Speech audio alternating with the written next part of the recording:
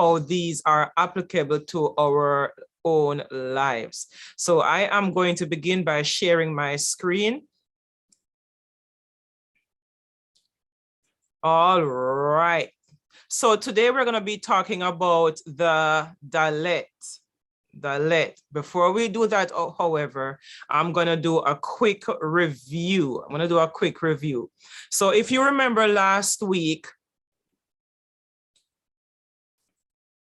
and my PowerPoint is not moving. There we go. All right. So we reviewed the Aleph, which is the very first letter. And this one is easy to remember. Aleph is represented by the bull or the ox. You can see the letter itself on the screen. It also gives you the early Hebrew, the middle Hebrew, the late Hebrew, and the modern Hebrew. And Aleph, the bull, when you think of that, it just means strength. It means leader, it means chief. And this page gives you the pictograph, the modern and the paleo. We always relate our Abaya as our Aleph. He is our leader, he is our strength. And then we can take that home to our everyday lives. We do believe that the men in the houses, the husbands in the houses are the earthly Alephs that are supposed to be led by Abaya. And they in turn train their sons to be the Alephs of their own household when they get older as well. So that was the very first letter that we did, and that is the Aleph. Immediately after Aleph is the Bet. Of course, if you're the leader of the house, then you need to put your family into a house. So the Bet is the tent, which just means protection, community, being enclosed in, being protected in. That is the Bet. And on this screen, you will see the pictograph, and that modern picture is what you will see if you're reading from the Hebrew Bible or any books that you're reading that's written in Hebrew. Sometimes you'll also see the paleo version as well. And that is the Bet, which is the second letter. Of course, last week we did Gimel, and we spoke about this and the different journeys that our ancestors went through last week, and the journey that we ourselves are going through as well. So the Gimel is the third letter of the alphabet. It is represented by the camel. Most times it's like the camel foot. It means to walk, to journey, to carry, to help, or to lift it high. And that is the Gimel. On this page, you will see the pictograph, and the modern one, you can see the shape of the camel's foot. You'll definitely see that. And the paleo version is there as well.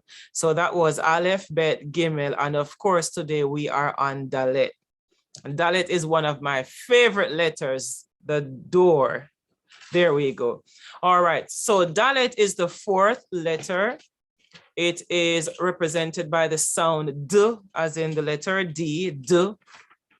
And it actually means, just like a door suggests, it can mean entrance. It can also mean a barrier, move, safety, humility, and poverty. And as I was reviewing even today, it talks about how Dalit can also represent someone who is in need or someone that is poor. But when we think about the door, when you are inside, then the door protects you from what is outside. And when you're outside, you cannot get in if the door is closed. So I see the Dalit as having two functions. It will keep you protected inside, and then it will keep away our enemies and our foes. It will keep them away. And you're going to see that some more as we dive into this brief study. On the screen, you will see the pictograph and the modern and the paleo. And as you look at the modern version of it, it does look like something that's dangling. The way you open or close a door, that letter kind of give you that feature as you look at it. So the modern version is what we're paying most attention to. The letter Dalet is in the word David. Of course, we know King David, the great shepherd. In John 10, verse 3, Jesus HaMashiach describes himself as the gatekeeper. He says, I am the gatekeeper. In other verses, he says, I am the door. In John 3:10, verse 3 says, the gatekeeper opens the gate for him, and the sheep listen to his voice. He calls his own sheep by name and leads them out. I can't close without talking about the sheepfold, and this sheepfold is one of the very fancy ones. But if research tells us that sheepfolds were actually made from thorns or bushes, and it is just something that the shepherd builds. He puts his sheep on the inside, but he lays across the entrance to protect his sheep. So the sheep on the inside are protected, and then nothing from outside, no wolves or other predator can attack the sheep, because he is right at the entrance, and then the thorns and thistles and bushes are right around it, providing that protection for the sheep. And I think this is just a wonderful scenario of how the Lord takes care of us as his sheep. He protects us every day. It says, truly, truly, I say to you, he who does not enter the sheepfold by the door, but climbs in by another way, that man is a thief and a robber. But he who enters by the door is the shepherd of the sheep. To him, the gatekeeper opens. And that is the sheepfold. And I really love this analogy. The sheep hear his voice, and he calls his own sheep by name and leads them out. When he has brought out all his own, he goes before them, and the sheep follow him, for they know his voice. A stranger they will not follow, but they will flee from him, for they do not know the voice of strangers. I pray that as we look at the Dalit and as we try to apply it to our lives, we will follow our shepherd, which is Jesus Christ, HaMashiach himself. Revelation 3 verse 20 says, behold, I stand at the door and knock.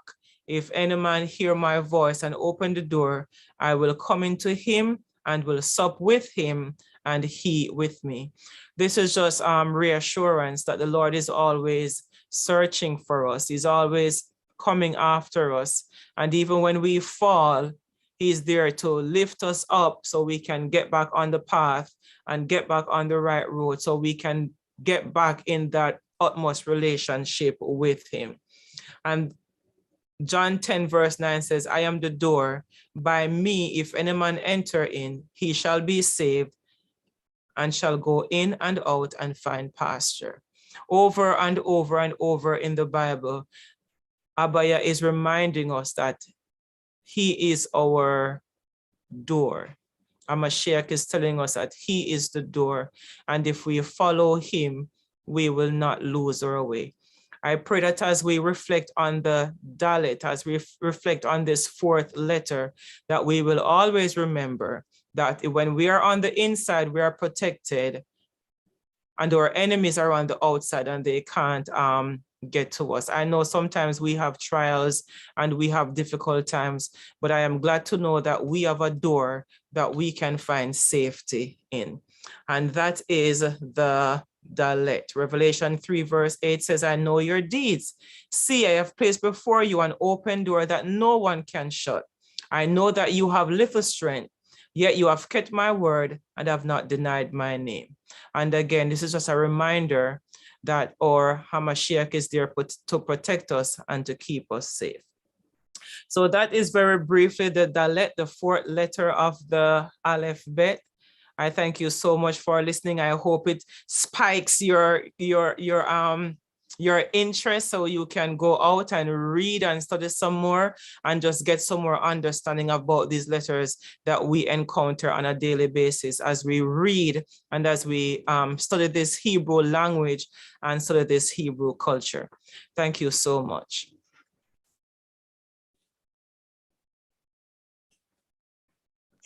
Thank you.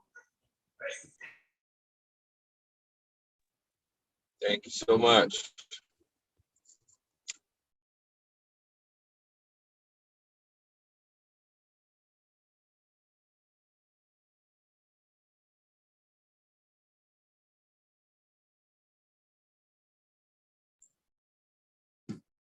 Shalom, family.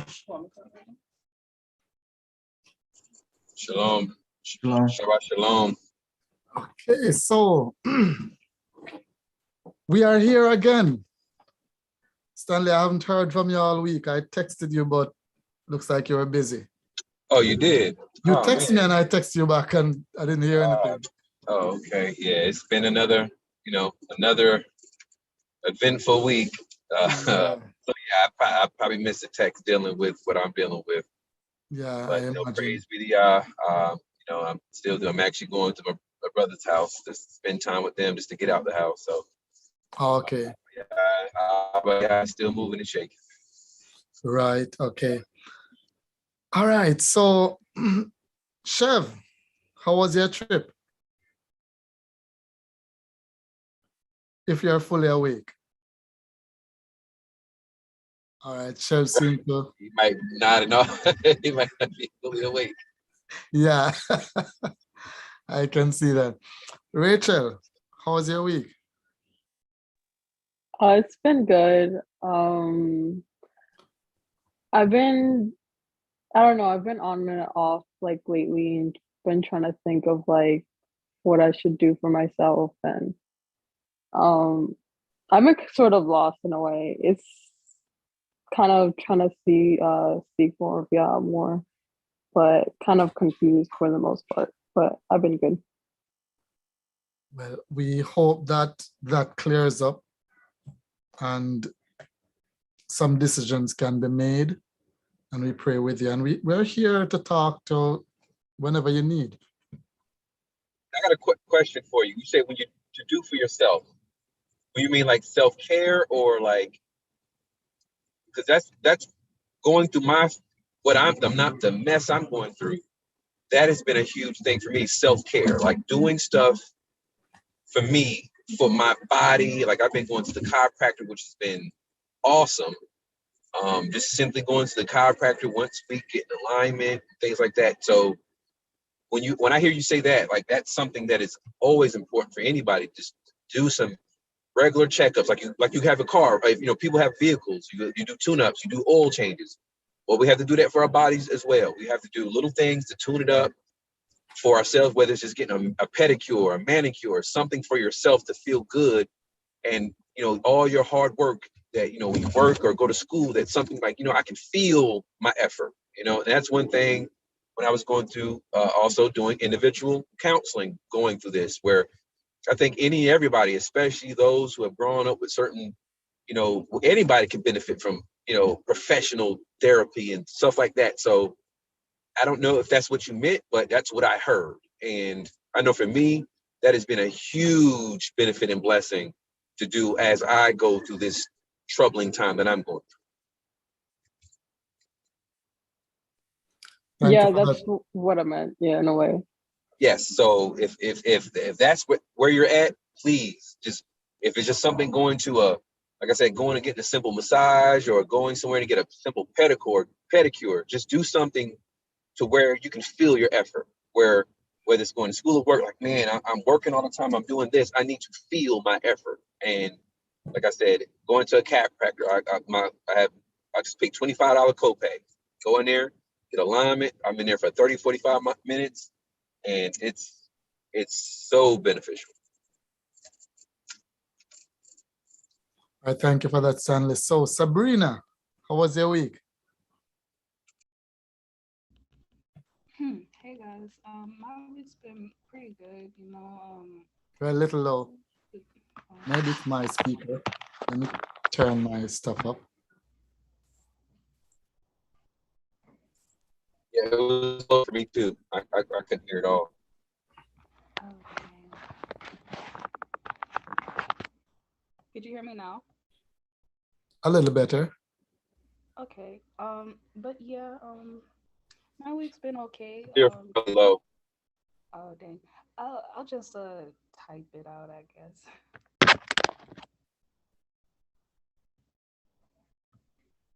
Okay, all right. I don't know what's happening with the mic there, but we look forward to read it. Joshua N. I'm not sure I know that name. How are you today? Hi, how are you? I'm doing good. I'm doing good. Thank you. Yes. That's great. Thank you. Thank you for being here. Welcome. Yeah, thank you very much. This is actually my second time. I came in last week for the first time. Okay. And, I really appreciated the moment, and I hope to have a blessed moment again. I sure do hope so. So if we all come to share our blessings, then we all will be blessed. Amen. So, okay, so Yash, Noble, Chris.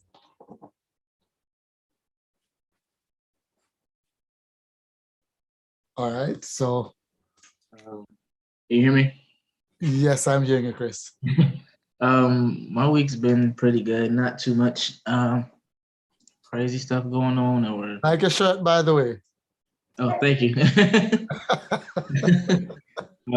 It's a shirt I made not too long ago. That pic looks deliberate. Yeah, yeah. I deliberately made this shirt. I was trying to do a pretty much a clothing line at one point. Okay. And I just decided just to kind of make stuff for myself, just to wear out, and then kind of as I encounter people, somebody will ask, well, "What does that mean?" And that way I can answer. But my week's been pretty good, as we've known. I've been doing a lot of digging and studying this week, which has been rewarding and pretty much fun for the most part. I actually just got it's a Hebrew dictionary, Webster's dictionary. Yeah. I ordered that. That came in today. I want to say it was Celeste that told me about it. I think I saw the picture of it somewhere in the Discord the past week. So yeah, so I ordered that. I also ordered it's a Strong's Concordance book, just to have something tangible on hand. So I ordered those things. So it's been a pretty good week. Not too much to complain about. Y'all's been pretty good for me. You're good to me this week. that's great. So I think Yash answered in the chat, but I can't read it now. Who else? Noble. And then there's Fatima, who's just joined. Hey, how you guys doing? What's up, Noble? We're good. Good. I'm doing good too. Blessed, to be alive. This week has been pretty normal for the most part. I'm getting ready to move across country, so just been getting things squared away. It's been having like a very interesting time, like spiritually. Of course, still feeling very connected to Yahuwah, but it's not this like complex, heavy feels type interaction recently. It's been like a very light, simplistic interaction between him and I. Like I'm going back through Genesis, and it's been good, and he's been helping me gain clarity regarding certain matters, and just to change things here and there. Like recently, just a matter as simple as light, like he called light good, and then he called light day. And so like if people ask me like, how was your day, and I say I'm having a bad day, then I'm like, oh, if I'm saying that, then like in a way I'm probably like misaligning myself with the Most High at the start of the conversation that I'm having. So I've been trying to like make little adjustments like that. But yeah, it's been good. Just, I think I'm in a period where it's like the calm before the storm. And it seems as though he's trying to help me to get myself gathered and strengthened within, just with me, not relying upon a bunch of external sources for my relationship with him. Just making sure that I'm secure in myself before whatever is comes, if anything is to come. Y'all will take care of us all, but I think that's what he's doing for me. So yeah, thanks for asking. Glad to share. Hallelujah. Hallelujah. Fatima, welcome. Joshua, and if you want to say something to us about your week or encouragement, you're free to whenever you feel. Fatima, how are you? I'm doing well, thank you. How are you? I'm fine. I have a headache, but I think I'll survive this one too. Understand. My week has been pretty good. I don't have too many complaints. I won't let the adversary get any credit for doing anything that he tried this week. So I'm just thanking God that he's keeping me yet another day. So I am in good spirits, and that's the way it's going to remain. Amen. Hallelujah. Todaya. iPhone. I'm not sure who iPhone is. Welcome. How are you? Jumbo, salama. I'm Ava, and I'm happy to be able to join. Happy to have you. Happy to have you. Welcome. Thank you. So this week was interesting. Oh, now I can put the face to the name, John. See, I remember you now. This week was interesting. Chris kind of derailed me, but it was a good derailment. Because I was supposed to be doing, looking at some studies for this week.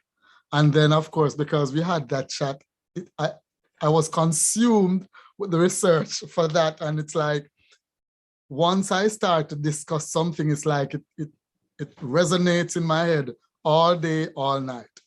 It's like I can't think of anything but that. But it was a wonderful discussion. We went on maybe 8:40, Chris, or 8:30. Yeah, we went. And 8:30. Yeah. When we were done was maybe after 11. Yeah, it's about 2 hours. Yeah, it was. It was a great discussion. I'm sorry Stanley wasn't there, but actually, I have it on. I posted in Discord. I uploaded to. I had to create a whole new channel through YouTube, but I uploaded to YouTube. It's pretty much in private, but I have a shareable link that I posted in Discord. Yeah. So if anybody wants to go rewatch it, you guys can. And I'll definitely check it out. And I've since found some more information, I mean, externally though, about certain moves that the Catholic Church had made with regards to this particular thing we were discussing. We were discussing prophecies concerning Christ as it regards Zechariah, Haggai, Isaiah, Jeremiah. We were in 2 Chronicles. Yeah. So we're in 2 Chronicles, we're in Kings, 1st and 2 Kings. We were covering a whole lot of scripture. So that was an interesting discussion. Tonight we want to continue more of a discussion than a presentation, because I must admit I'm not fully prepared to do one of those deep dive presentations. And one of the reasons also, when I start to look, some information is coming to me now. And as I study, and then it causes me to pivot on some stuff, not major stuff, but then it's how I am. Once I think of something and I read it and it's confirming, I'm gonna start to adjust immediately in terms of my mindset. Then my body and my actions will follow, but my mindset will adjust. So as it relates to Genesis 3:15, and I will put enmity between thee and the woman, between thy seed and her seed. And because of the in-depth of the study, I once held that this spoke specifically to the prophecy of the coming of Hamashiach, which I still do, but in the way I once presented it, I'm now pivoting and I'm thinking how because I looked at it, and of course, Chris said something this week about the literal concept of the Old Testament, which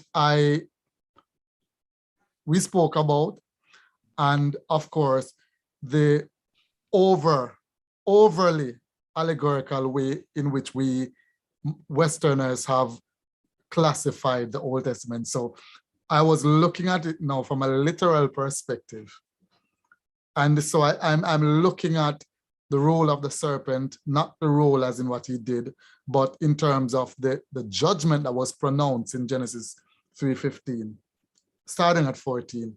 So whereas before I would have said this was the first prophecy concerning the Hamashiach, I now start to look if there's wider meaning to it.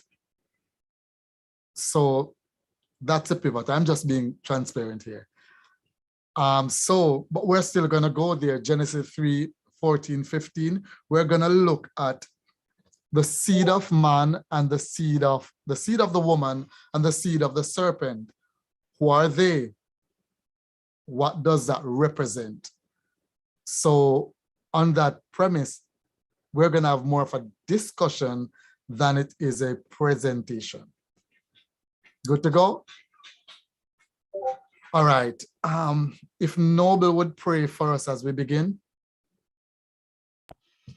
All right, guys. Our Father, Abba, who is in heaven, Shemayim, holy is your name. Your kingdom come, your will be done, on earth as it is in heaven. Give us this day our daily bread, and forgive us our sins, as we forgive those who have sinned against us. And lead us not into temptation, but deliver us from evil. For yours is the kingdom, the power, and the glory, now and forever. Amen. Amen. Okay, I saw like Chev made a sound, but his mic was mute. Are you awake yet? Still not awake. All right, he was traveling, so I guess it's like, I'm awake. Oh, you're awake. It's like what, 3 in the morning too? Yeah, it's like 3:30, but I'm awake. Okay. How was your week? How was the travel? It's been a weird week. That's why I wasn't talking. But yeah, I'm curious about what we're discussing, about the seed of the woman and the seed of the serpent. I've always seen it as just a seed of righteousness and a seed of unrighteousness, being that Right. the world predominantly would kind of lean towards unrighteousness. But yeah, I think in his mercy has always provided a seed of righteousness to be an example, so that humanity would always have something in the earth to look to as an example of what righteousness looks like, as an example of the path that's available to get on in order to get in right standing with Yah. And so that's what I've always seen the seed of righteousness and the seed of the serpent as. All right, thanks. Okay, I see Andrew. Welcome, Andrew. I see Annalou. Annalou, welcome. Hello, how are you? Hello, I was just waiting on that. That's what I'm waiting for. That I was waiting on that. That's all I'm waiting for. Yes, I was just waiting on it.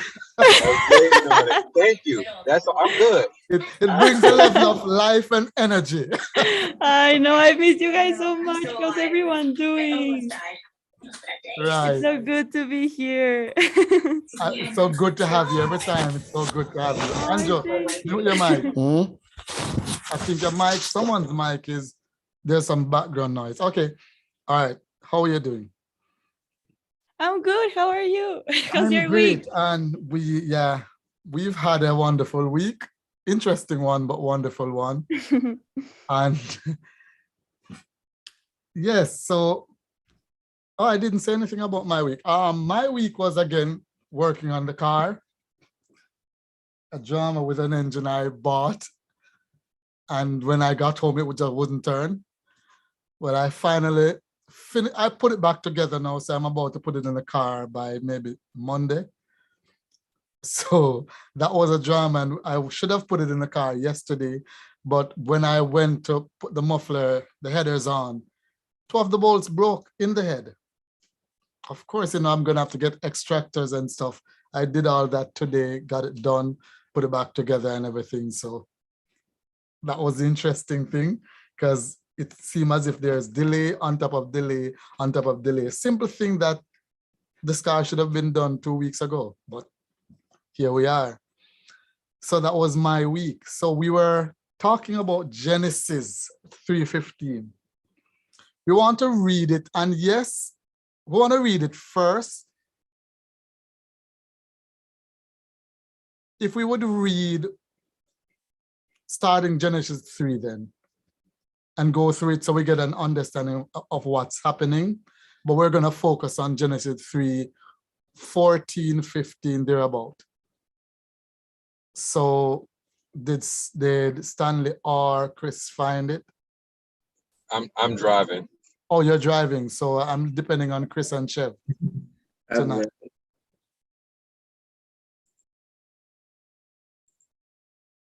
I've got it. So you said Genesis 3:15. You want to start at 14? Yeah, you can start at, you can go to 1. Genesis Kind of 3. give a full understanding of the context. This is Genesis 3. I'm reading out of the Ed Sefer. Now the serpent was more subtle than any beast of the field which Yahuwah Elohim had made. And he said unto the woman, Yea, has Elohim said, Ye shall not eat of every tree of the garden. And the woman said unto the serpent, We may eat of the fruit of the trees of the garden, but of the fruit of the tree which is in the midst of the garden, Elohim has said, Ye shall not eat of it, neither shall ye touch it, lest ye die. And the serpent said unto the woman, You shall not surely die, for Elohim knows that in the day ye eat thereof, then your eyes shall be open, and ye shall be as Elohim, knowing good and evil. And when the woman saw that the tree was good for food, and that it was pleasant to the eyes, and a tree to be desired to make one wise, she took of the fruit thereof, and did eat, and gave also unto her man with her, and he did eat. And the eyes of them both were open, and they knew that they were naked. And they sewed fig leaves together, and made themselves aprons. And they heard the voice of Yahuwah Elohim, walking in the garden in the cool of the day. And the man and his woman hid themselves from the presence of Yahuwah amongst the trees of the garden. And Yahuwah Elohim called unto Adam and said unto him, Where are you? And he said, I heard your voice in the garden, and I was afraid, because I was naked, and I hid myself. And he said, Who told you that you were naked? Have you eaten of the tree wherefore I have commanded you that you should not eat? And the man said, The woman whom you gave to be with me, she gave me of the tree, and I did eat. And Yahuwah Elohim said unto the woman, What is this that you have done? And the woman said, The serpent beguiled me, and I did eat. And Yahuwah Elohim said unto the serpent, Because you have done this, you are cursed above all cattle, and above every beast of the field. Upon your belly shall you go, and dust shall you eat all the days of your life. And I will put enmity between you and the woman, and between your seed and her seed. It shall bruise your head, and you shall bruise his heel. Unto the woman he said, I will greatly multiply your sorrow and your conception. In sorrow you shall bring forth children, and your desire shall be to your man, and he shall rule over you. And unto Adam he said, Because you have hearkened unto the voice of your woman, and have eaten the tree of which I commanded you, saying, You shall not eat of it, cursed is the ground for your sake, and your sorrow shall you eat of. In your sorrow shall you eat of it all the days of your life. Thorns and thistles shall it bring forth to you, and you shall eat the herb of the field. And the sweat of your face shall you eat bread till you return unto the ground. For out of it were you taken, for dust you are, and unto dust shall you return. And Adam called his woman's name Chua, or Eve, because she was the mother of all living. Unto Adam also and unto his woman did Yahuwah Elohim make coats of skins and clothe them. And Yahuwah said, Behold, the man is become as one of us to know good and evil. And now lest he put forth his hand and take also the tree of life and eat and live forever. Therefore Yahuwah Elohim sent him forth from the Garden of Eden to till the ground from whence he was taken. So he drove out the man, and he placed at the east of the Garden of Eden cherubim, or angels, and a flaming sword which turned every way to guard the way of the tree of life. All right. So we get a picture of what happened. We went over this maybe 3 weeks now. But Genesis 3:14 and 15 is interesting. And I will put enmity.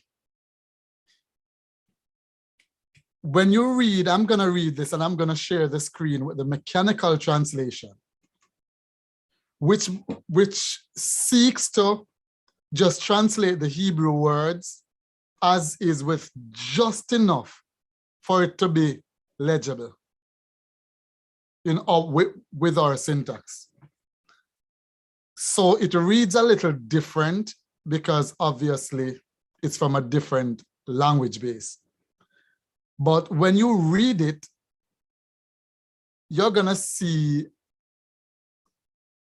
let me share it and show it to you. You're gonna see a different background to Genesis 3:15. Not altogether different, but you're gonna see something.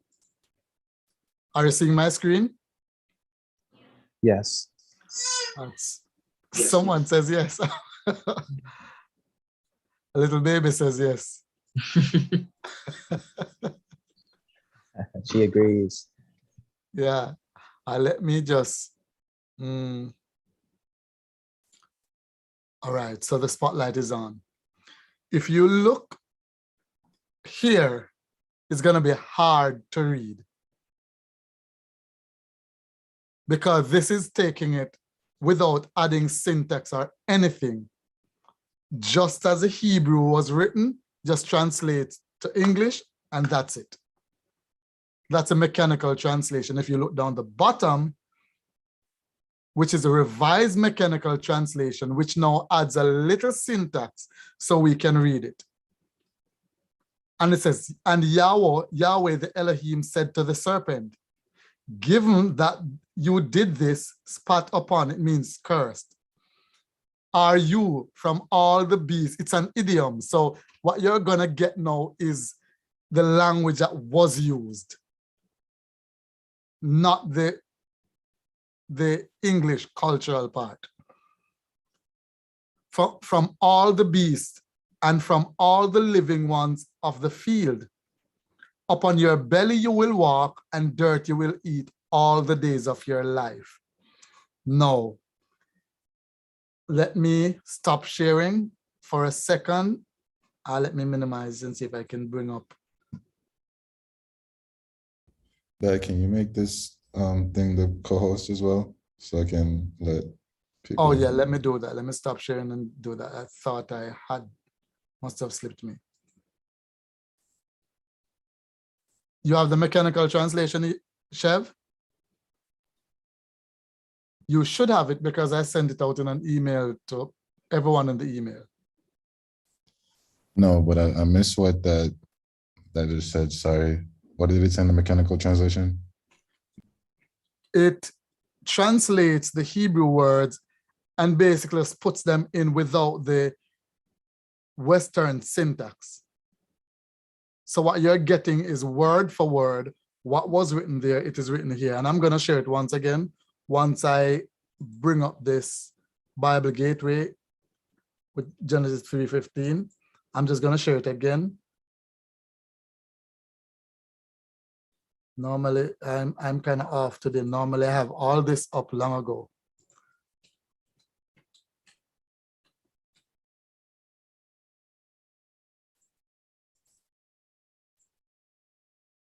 All right, so we're there now. Let me just.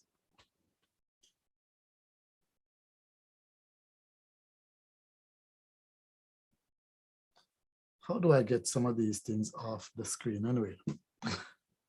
You know, when they send you 1,000 ads on the Bible Gateway page. So I'm going to bring up the mechanical translation, and I'm going to share the screen again. Okay, Genesis 3:14. Are you seeing it? Yeah. Right, so if you read at the top, it says, and he will say, Wa'iyomer. And then it says, Yahweh, you see the YHWH, the tetragrammaton. Elohim, you see the Aleph Lamed, He, Yod, Mem. And so what it seeks to do is just translate it without filling in for English reading. Down the bottom, you're going to see the Revised Mechanical Translation, which is RMT. And it says, and Yahweh the Elohim said to the serpent, given that you did this, spat upon are you from all the beasts and from all the living ones of the field. Upon your belly you will walk, and dirt you will eat all the days of your life. Now, if I minimize that and we go back to the King James. What? Someone's playing guitar? Okay.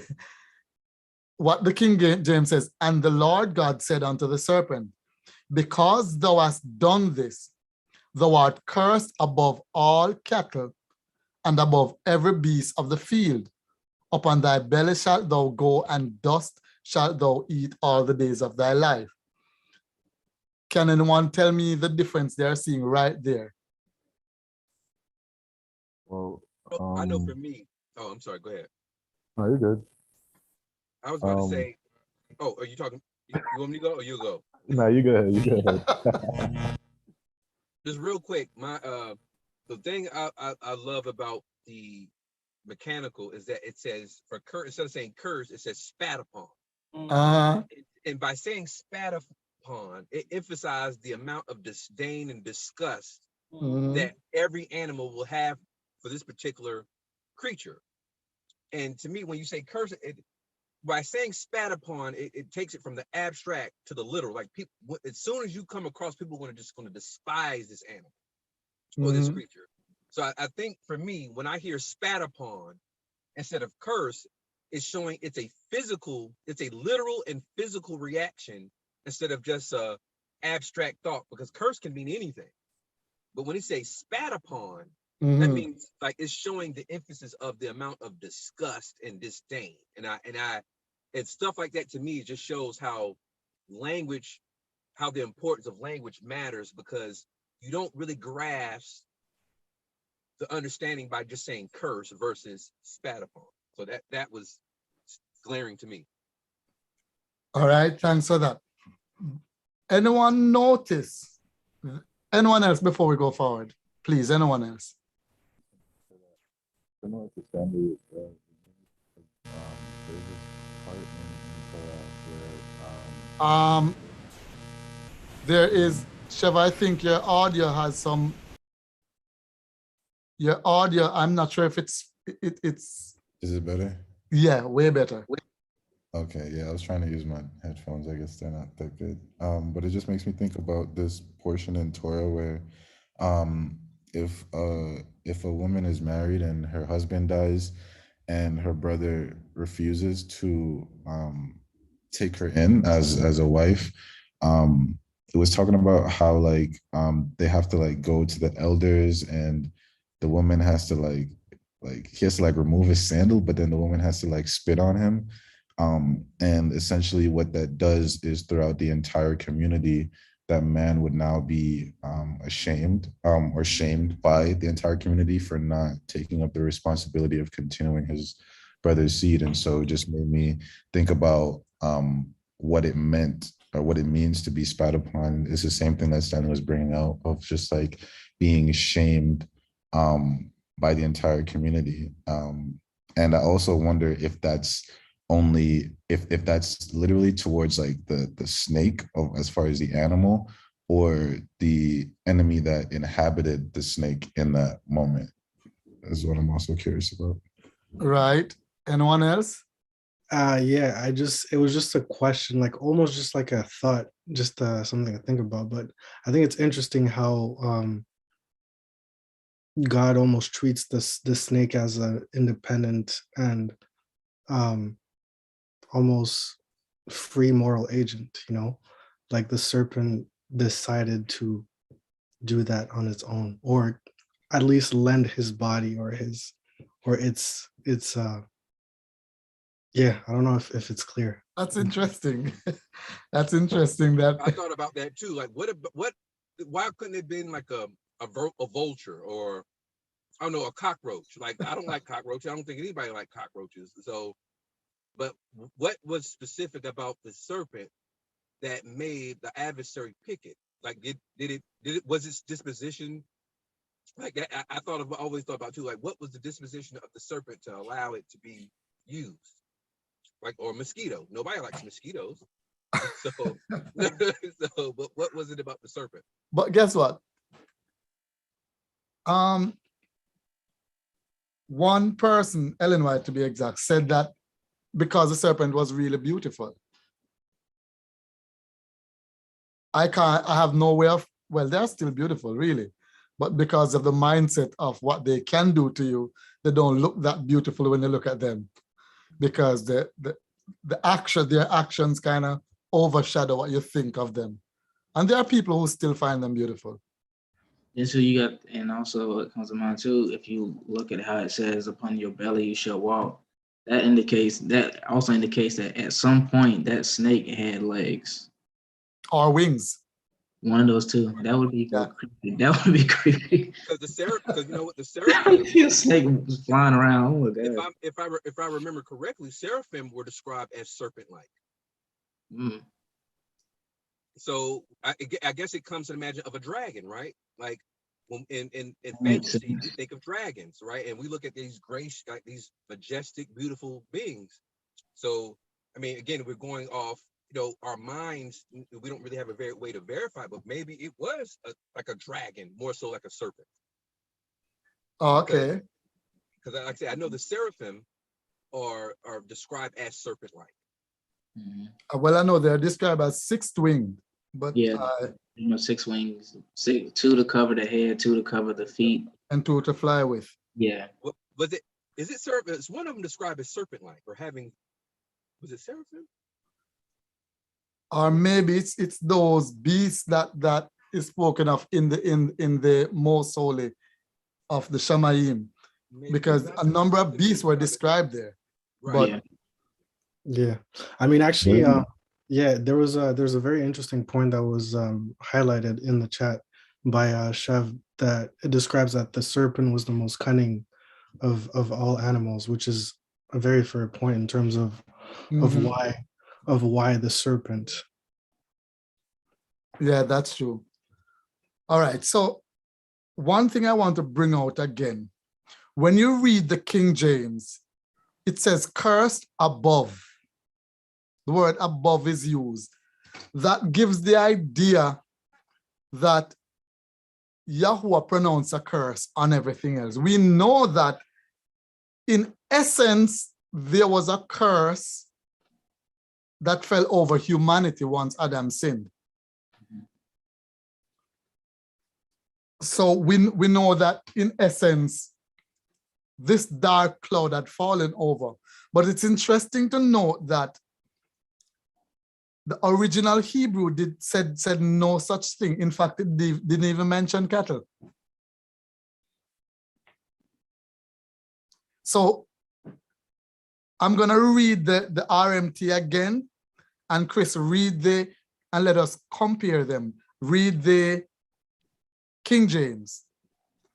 It says, and Yahweh, the Elohim, said to the serpent, given that thou did this, spat upon are you from all the beasts and from all the living ones of the field. Upon your belly you will walk, and dirt you will eat all the days. That shows a distinction, that separation. Right. And how they came to that above and cattle, I'm not sure why that was, but then that's an early understanding. And when you start to read the mechanical translation, you're gonna see different stuff, because now you're getting just a Hebrew. But immediately what you're seeing here is that, okay, it's from and not above.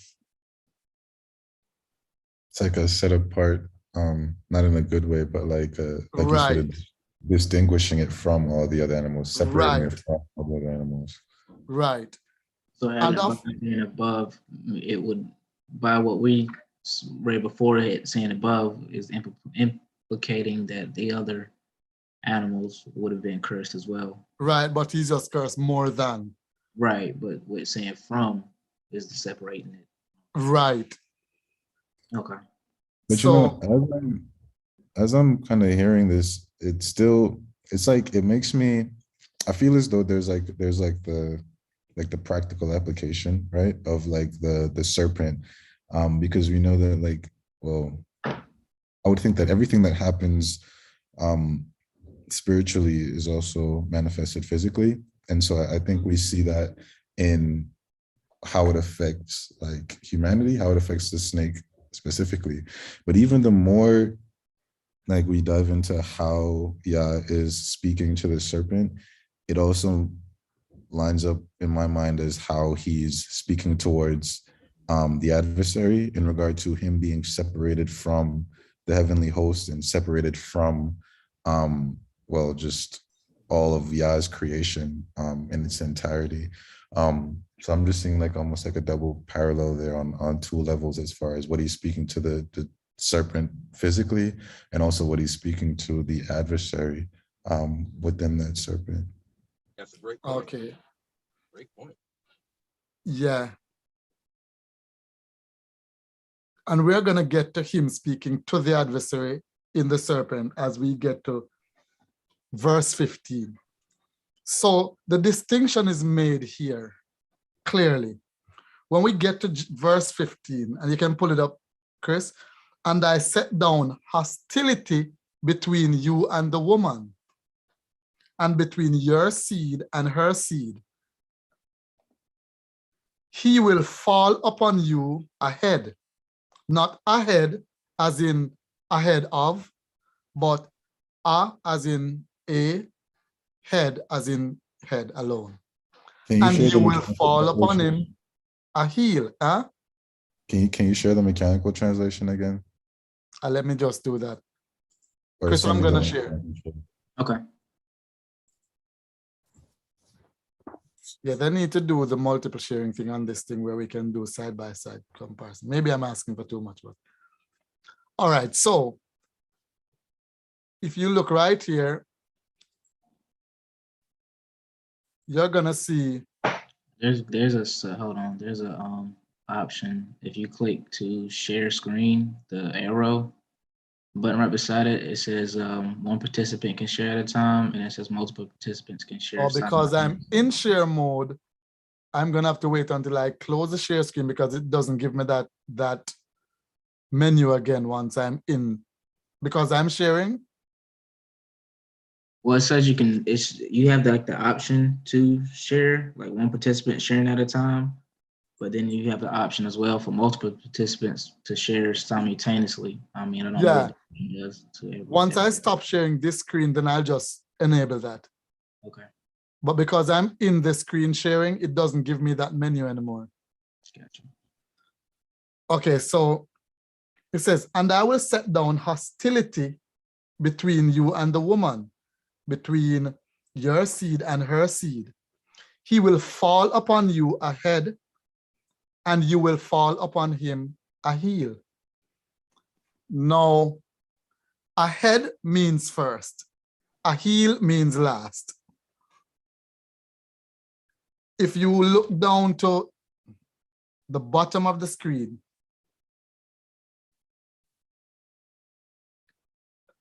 see 47, 48, you guys seeing it? Yes. So ahead could also be translated as first. A heel could also be translated as last. Now, let me stop sharing. Now, this now puts this whole thing in a whole different light.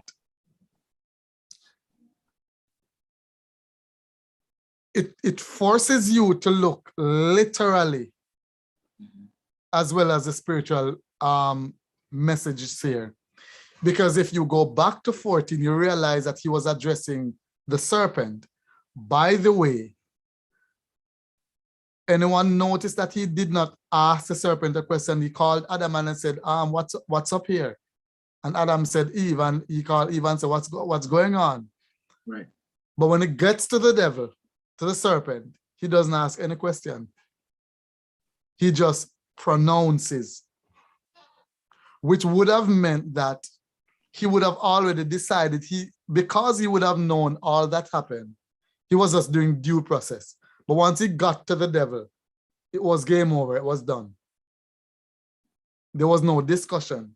But Genesis 3:15 now creates a foundation, and I normally say for the first prophecy, and I will put enmity between thee and the woman, between thy seed and her seed. Yes, it is still a prophecy.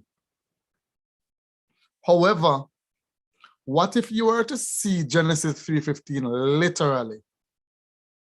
You know what comes to mind is now, instead of it being, I guess not saying a literal seed, but because we know that the devil can't have offspring.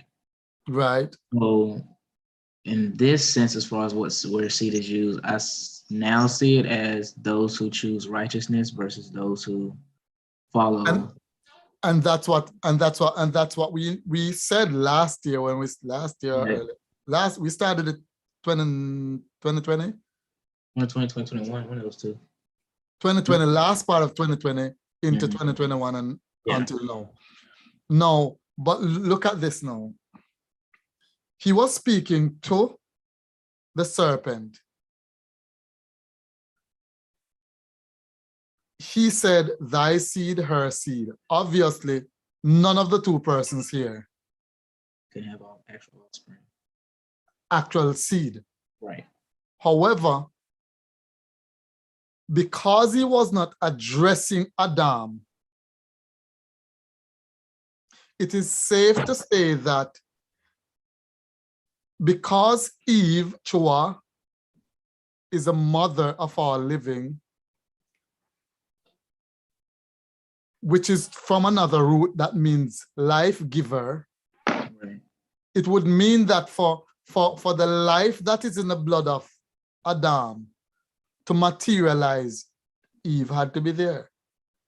So it wouldn't be far-fetched to refer to her in the first person when referring to the seed. And we will see that that would have been the case, not just this time in the Bible. So the seed that he was referring to, and this, of course, this deep dig comes from the seed that we were studying and caused me to start to look a little deeper. Now, this seed now being, of course, the word seed, and let me see if I can bring it up again, means, it can mean offspring or posterity or literal seed, because this word is used to represent I have it pulled up on Bible. everything that can grow, including animal, including plant life. Okay, I see Joshua's hand up. I mean, I just wanted to ask a question which might be controversial, but I think it's worth asking. I think we have seen that after God cursed the serpent, we observe a certain transformation that the serpent undergone after his being cursed. So what if the ancient serpent, the serpent before the curse, had the ability to have offspring with humans? Would that change the whole narrative? Yeah, that opens up some stuff, because then it brings us to the question, why was he talking in the first place?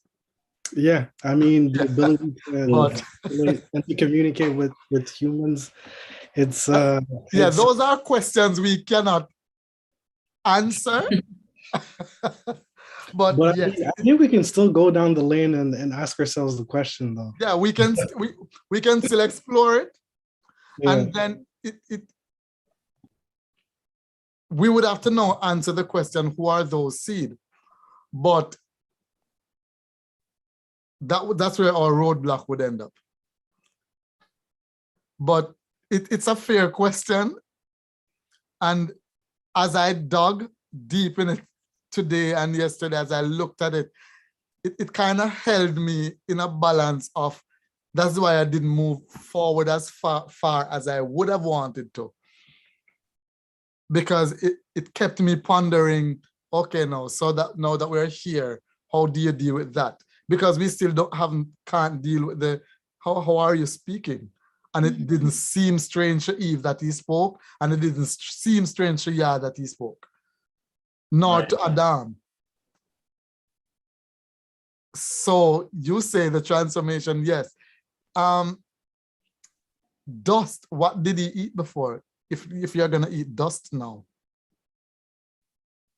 Or eating dust can also mean that you're in the dirt, you're subdued, or you're degraded. Because we know that snakes doesn't just eat dust. So again, that could also be an idiom for degradation, for being subdued. Noble. Hey, so I always had this side thought regarding the dust, being that man was created from the dust and the Most High breathed his spirit into the dust, and through that animation of man occurred and man was made alive. And I was wondering if like it was possible that the dust that the serpent is consuming is referring to those that are without the spirit of the Most High. And it also kind of connected me to, this is kind of a stretch, but the Israelites, when they're in the wilderness with Moshe and they were complaining and they're asking for meat over and over again. And then the Most High replied that, okay, like, you want meat, I'll give you meat until it comes out of your nostrils. It seemed, I was wondering if it was possible that that same type of response is happening towards the serpent. Like, oh, you want to consume my children, I'll give you, you know, okay, all you can eat for the rest of your existence until, you know, I banish you from eternity, removing my spirit and thus causing you to no longer be alive. I was wondering if that is a possible perspective. I know that's really spiritual, not very solid, but I'm still considering that as a translation there. Okay, but and for me, I don't mind asking questions, but the truth is I can't answer that question. But it is when we ask these questions that might seem far out that causes us to dig and to look objectively at the text in front of us. Melody Triumph. That was amazing though. I like that though. I like that. Hi, yeah, so I had a similar like question along that line. So if we're thinking that humans, Adam was created from like the dust, and then God kind of breathed that breath of life into them, and then it's like to the dust you will return, and that's flesh. So my understanding was that you'll eat dust. I can't remember what it says, like dust for the rest of your days. So similar, like you're here devouring my creation. I don't know if I'm paraphrasing a scripture, but my understanding is that like Satan is here to like devour and to kill and destroy. So that's kind of what he's doing. So there's my understanding. So maybe not like literally eating dust, but kind of devouring us spiritually, or whoever doesn't have like the spirit of life, which is God in him. So that's kind of my understanding, like on a similar line. I can't remember who was speaking, but a similar line of that, really. But yeah, I'm not sure. Okay, I mean, none of us are sure, so we can only speculate, we can only question, we can only ponder, and nothing's wrong with all of that. And yes, Hasatan wishes to devour all of us. So none of it is out of realm with the character of Hasatan, of how he wants to devour, how he wants to destroy us. So the question then, when we ask those questions, it leads us to know, okay, then how do we reconcile, since we have no answer for that, the seed of the woman, we know how that works. She was to bring forth children, her offsprings, generation. And this you can see.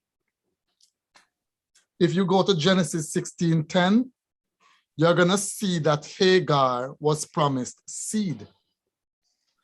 If you look at Rebecca, when the servant went to get her and they were prophesying over her before she leave, or praying before she leave, they actually said that, may your seed something another with the gates of your enemies.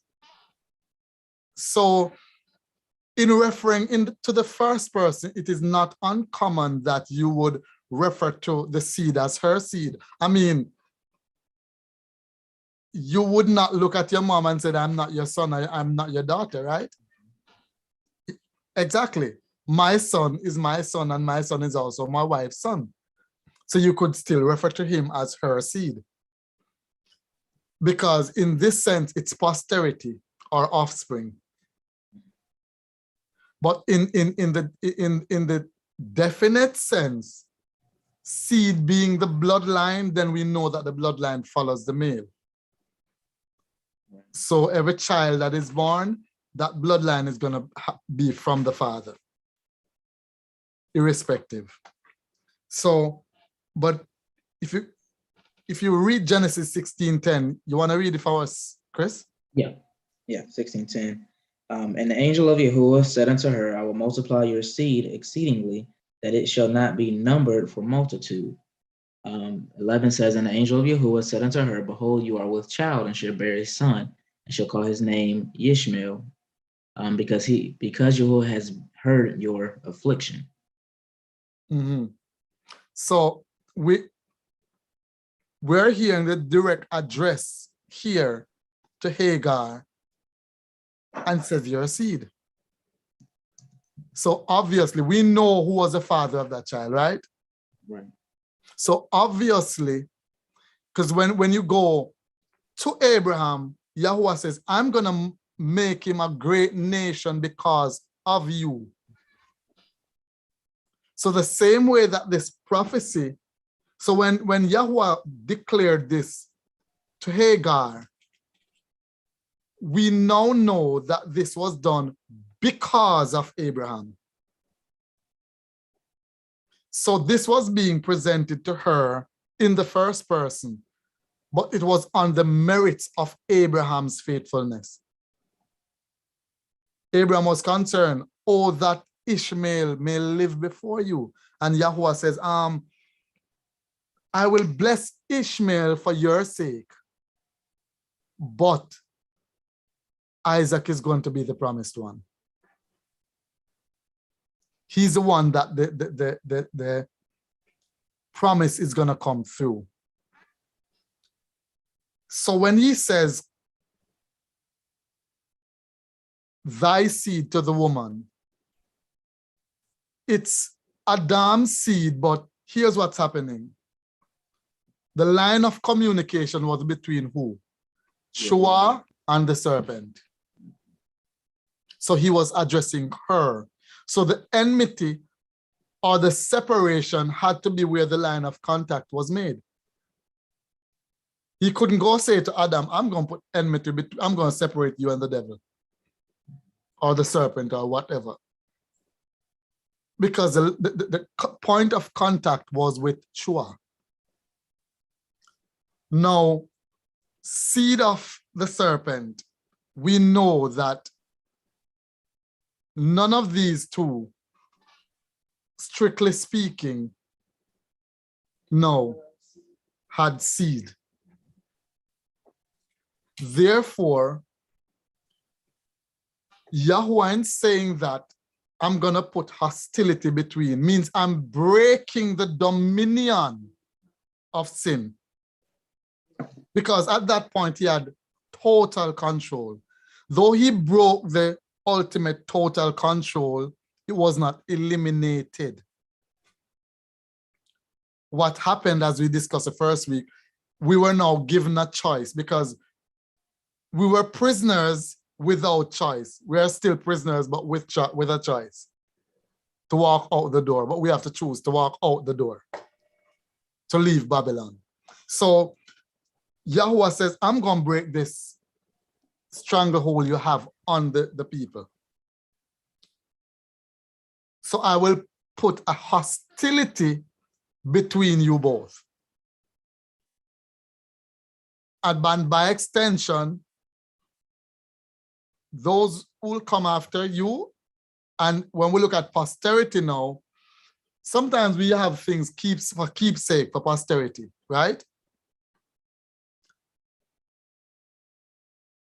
Here now we're going to find that there will always be, after that, as we discussed maybe a year plus ago, those who will choose Hasatan, choose to stay in this prison, and those who will choose to walk out of the prison amidst all of the attacks from the guards and the people who would want to stop you, but still decide to walk out against the resistance.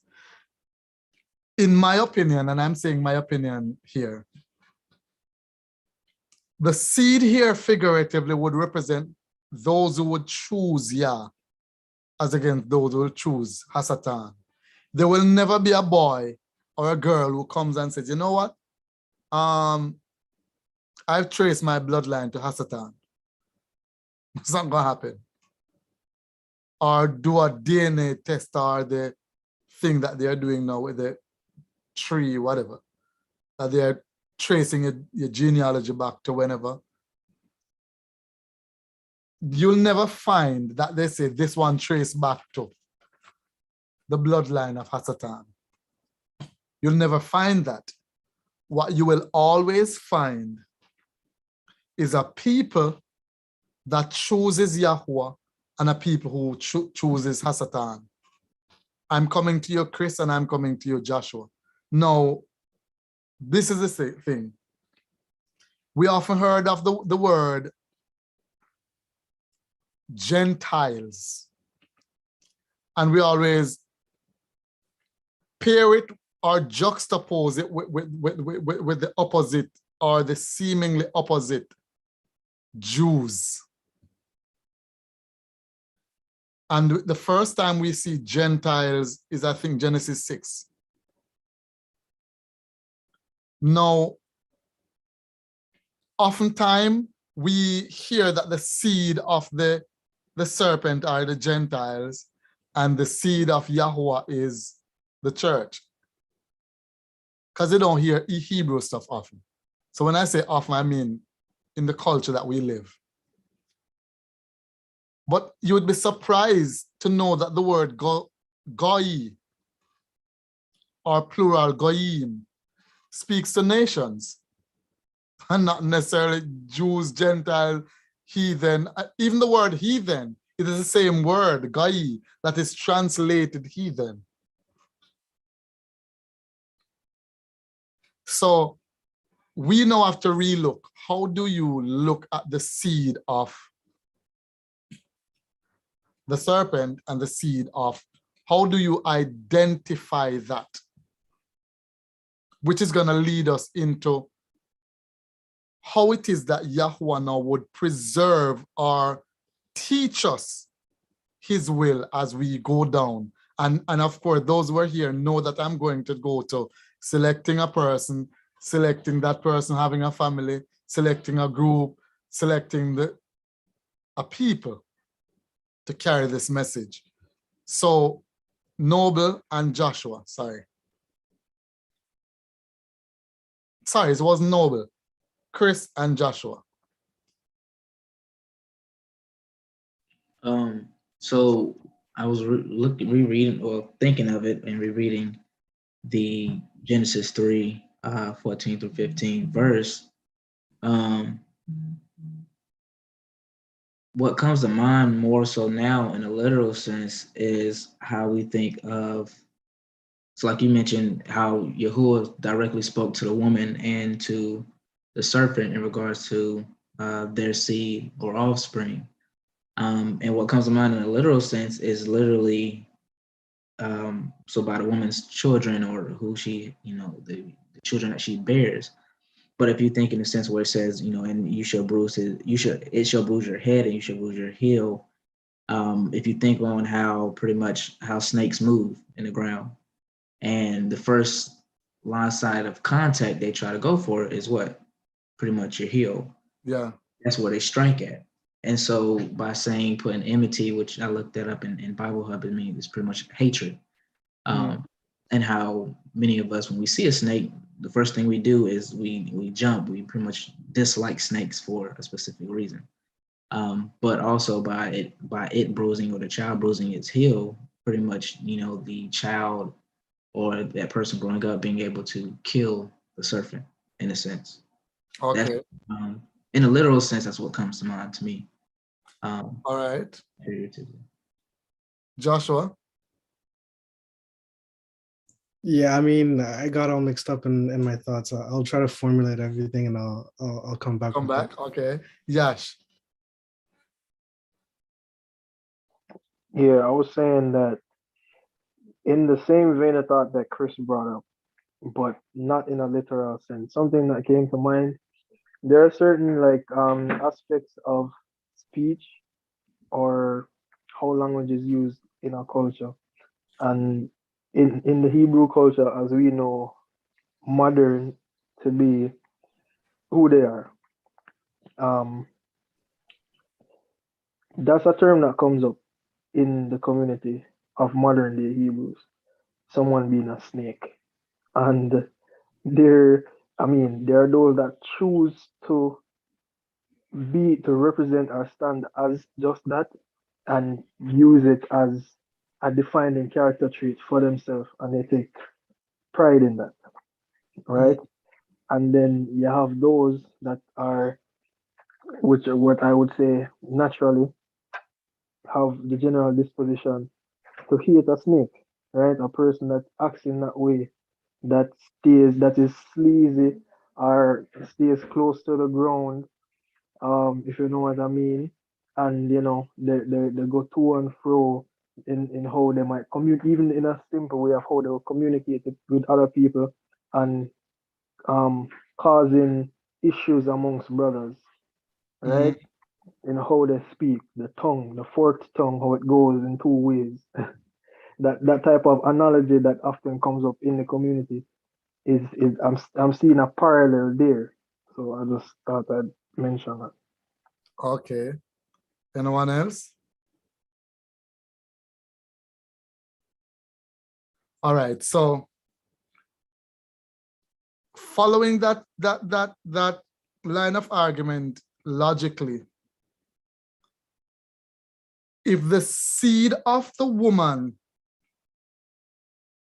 would be the righteous one, why did Cain kill Abel? Because now, if we're talking about literal seeds, it would mean then that it would be the seed of the devil that is unrighteous and the seed of the woman that would be righteous. You see where that goes? Then we're back at the problem. Yeah, I mean, that's exactly the thought I was trying to formulate in my head. And I was thinking under let's say the presupposition that we're talking about literal seed, right? And then we see that Eve gave birth to both Cain and Abel. And then when we read into Genesis 3:15, and we see that there's enmity between both seeds, the seed of the serpent and the seed of the woman, it kind of logically makes sense in terms of how they interacted with each other and how one was righteous and one wasn't. But that's just a thought. Okay, so and that's a thing. Siobhan, Melody, or Melody Siobhan.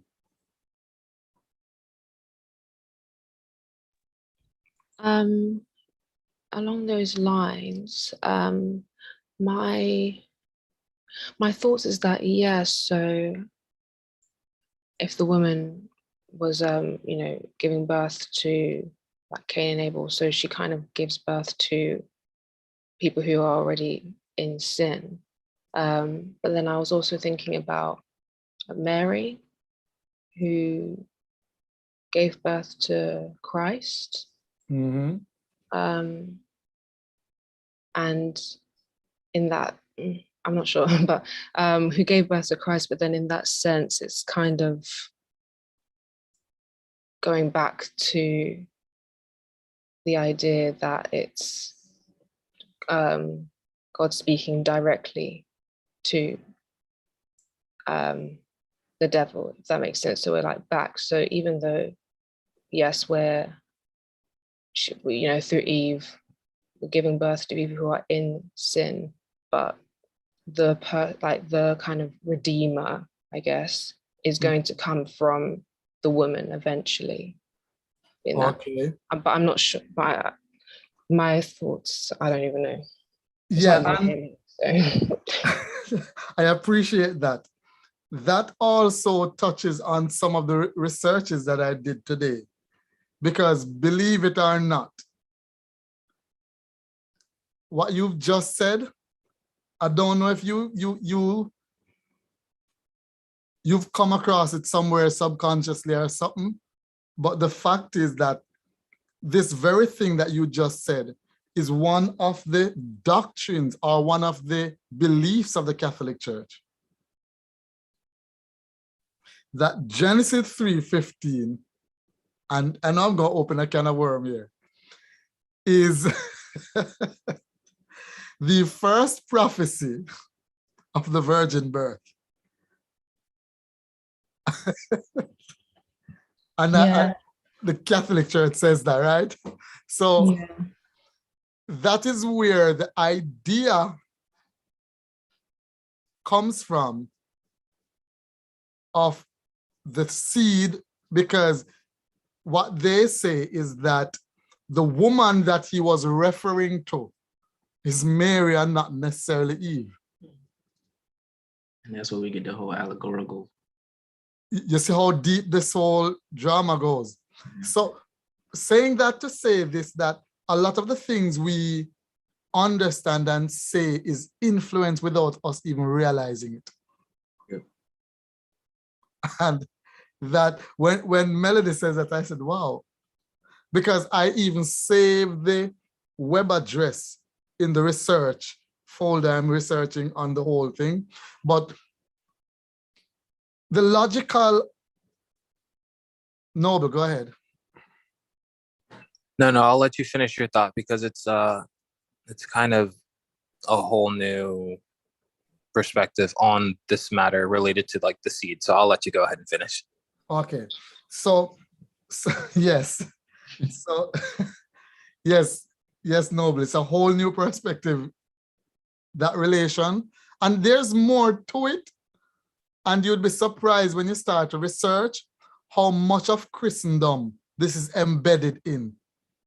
Yep. When I saw it, I said, I didn't even realize it ran so deep. Then of course it creates the whole issue again now with the whole other discussion we're having on the virgin birth. But that's for the other platform. So what we're seeing now, we have to logically conclude based on what we've seen happen over time, that the seed is not dependent on even Adam, as in the person that was born. Because we know that from that same womb, we had Cain, Abel, Seth. So I'm saying, and look at how Cain reacted. Look what came from Seth. Enos. And the Bible said Enos walked with God and he was not, because Yahweh took him. Two extremes, one killing his brother, one living so righteous so that Yahweh took him up. Therefore, the seed could not be just because it's aligned to Eve. It would have to be. In that same vein of thought, that also leads into even the just about all of the lineages in the Old Testament coming through Noah, Shem, Ham, and Japheth, even those nations that did not align with Yah came through that same passage. Right. So that aligns with the same situation or conversation that you're having. Right. So literally speaking, okay, Noble, Shev, then Joshua, in that order. Okay. So another way how I see this is kind of like I haven't really gotten too much knowledge regarding this prophecy, if it is prophecy. Not to say that it isn't. I'm just not educated enough on this matter enough. But what I do see, in my opinion, is like, as far as seeds go, maybe it's like people, like humans of a certain thought process or of a certain mind, and Satan and all that he encompasses, and those that are like him, like those being seeds, like those that were curious like Eve was, those that were, captivated by the tongue of the serpent or whatever, like that could be like a certain mind set apart. And then those that are trying to create discord, that being of Satan, like that mind, like those two being in relationship with each other causes trouble for both parties. So those that are of that curiosity, seeking power, seeking self-exaltation, seeking some type of provision apart from the Most High, those are going to be in relationship with those of Satan. And through that union, it's going to birth trouble on both of them. First on the man, and then lastly upon the head of the serpent or demons or however you put it. What do you think about that? You know what, let me go to Shev and let someone answer that before I go to it.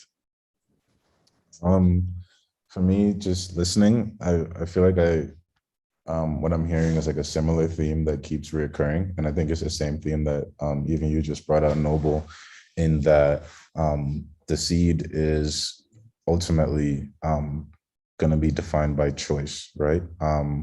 I would say perhaps both on the side of the choice that Yah makes as well as the choice that we make, right? Because I know we've gone over how even though Eve or Hava had both Cain, Abel, and Seth, Yah chose Seth, right? And out of Seth's sons, Yah chose one of those sons, and he kept separating one person until he created a nation out of Jacob, from that lineage, right? And even in that nation, it's not that entire nation was representative of righteousness, but even when we read Paul's letters, we see that it says that you're not righteous because of your bloodline. You still have to make that choice to choose Yah, right? And so it comes down, from what I'm hearing and what I'm thinking about, to choice at the end of the day. Are you choosing Yah, or are you choosing the enemy? And in that way, you would be considered, in this context, the seed of whichever side you're choosing. Okay. Was that in response to Noble? That was in response to Noble, and then also just the overall theme that I'm seeing, because okay. Yeah. I just want to know if Noble's Yeah. I just my thing is, I fail to see like where it's just like where there is a righteous one in this equation, apart from, like both parties, in my opinion, are unrighteous by their choices. So I see it more as like, I don't see it as like a matter of whether, like, neither qualify for righteousness. And Right. so there's something, to me, it seems that way. So there has to be some other type of distinction. And I'm wondering if it's, like, whether it be the physical realm against the spiritual realm, and not talking about righteousness in this case. I'm talking about unrighteousness, like this marriage of the physical and the spiritual in an unrighteous pursuit is going to lead to curses upon the physical realm and the spiritual realm. And so that will just keep on occurring through that union. And so there needs then in that case to be intercessors on both realms parts. A physical righteousness has to be presented and a spiritual righteousness has to be presented, and there has to be a marriage there, and that will then bear fruit of blessing rather than curses. Yeah, what do you think about that?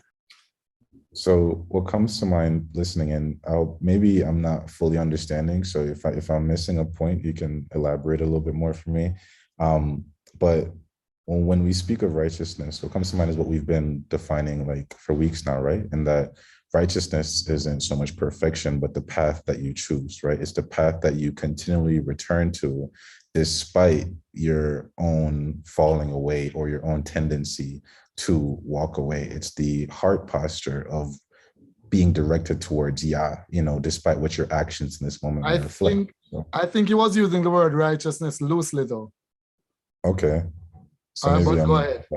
grasping the question fully then. So yeah, if I'm missing, what am I not? Yeah, maybe I'm misinterpreting. I'll just keep listening. No. Yeah, I wasn't. I wouldn't say necessarily that it looked like Hua was trying to get back on the path at the point where the curse was brought upon her, and I wouldn't say that, either for the serpent. I don't think anybody would say that for the serpent. And of course, I believe that she did change her ways in the future, and that's why, Abel turned out the way he did. He had to have been influenced by someone, if not just the Most High. But I'm saying, like, in this instance, it seems like both parties weren't desiring the Most High's ways at all. So, like, I'm wondering if it's more so putting emphasis on, like, there will never be good through this unity, the physical realm, the spiritual realm, them being in alignment, contrary to the ways of the Most High, contrary to the ways of the Most High's commands.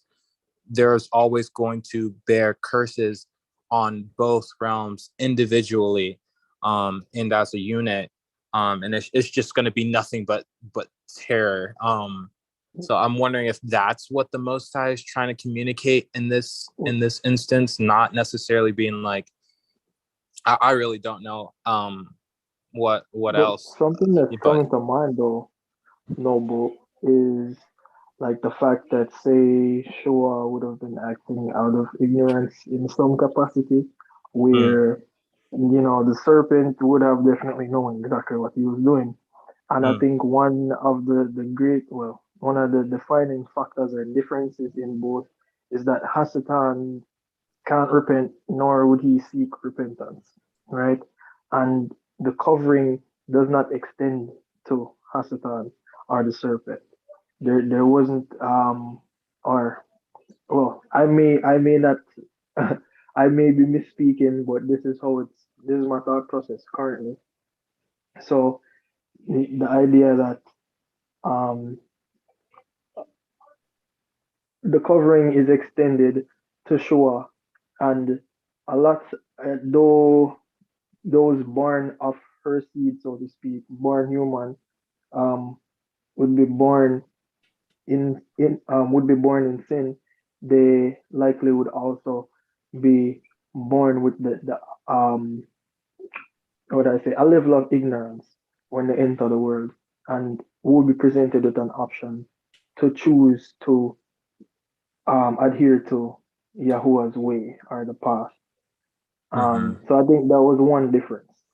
But I think one other thing that played into the idea of the spiritual coexisting with the physical implications of the seed is that, like, we have limited lifespans and can see only so far, whereas Yah has an endless vision or foresight in a situation where when a lineage is produced naturally, something or someone born in a particular um, environment is a lot more likely to be exposed to whatever is there, which is why when a man in Hebrew, in a Hebrew household, would be encouraged to marry someone of the same lineage, being a Hebrew, so that they can build a home on similar principles, as opposed to having that corrupted by something that would be considered heathenistic. And Mm. in that same vein, um, it's not necessarily that because you were born outside of the seed means that you are damned to stay in outside of the wall, or outside of grace, if you then chose to, based off what's happening in your heart. But the reality is, we understand, because of the physical implications and how that can affect your mental and spiritual development, that is a factor that you cannot ignore. And even in both Old and New Testament, primarily I'm thinking, quote unquote New Testament, even those Hebrews that were born of the lineages that lived and acted and spoke as Grecians were described as such. They were, they were labeled heathen, right? Or Gentile, because that's how they conducted themselves, and they were lumped into that same sum. So it's just a representation I see of that agency, that choice. But yeah, that's all I have to say. Okay, I'm going to take Melody's hand because she's had her hand up for a while. And I think Siobhan's hand is still up. I'm not sure if that's intentional.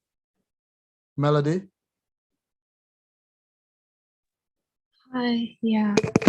So I wanted to talk about or kind of, I guess, pose a question regarding like the spirit and the word, so, and the choice as well, and that kind of thing, because obviously it's been brought up again how both, like, us humans and also Satan, they're not really deserving of, like, they're both unrighteous, isn't it?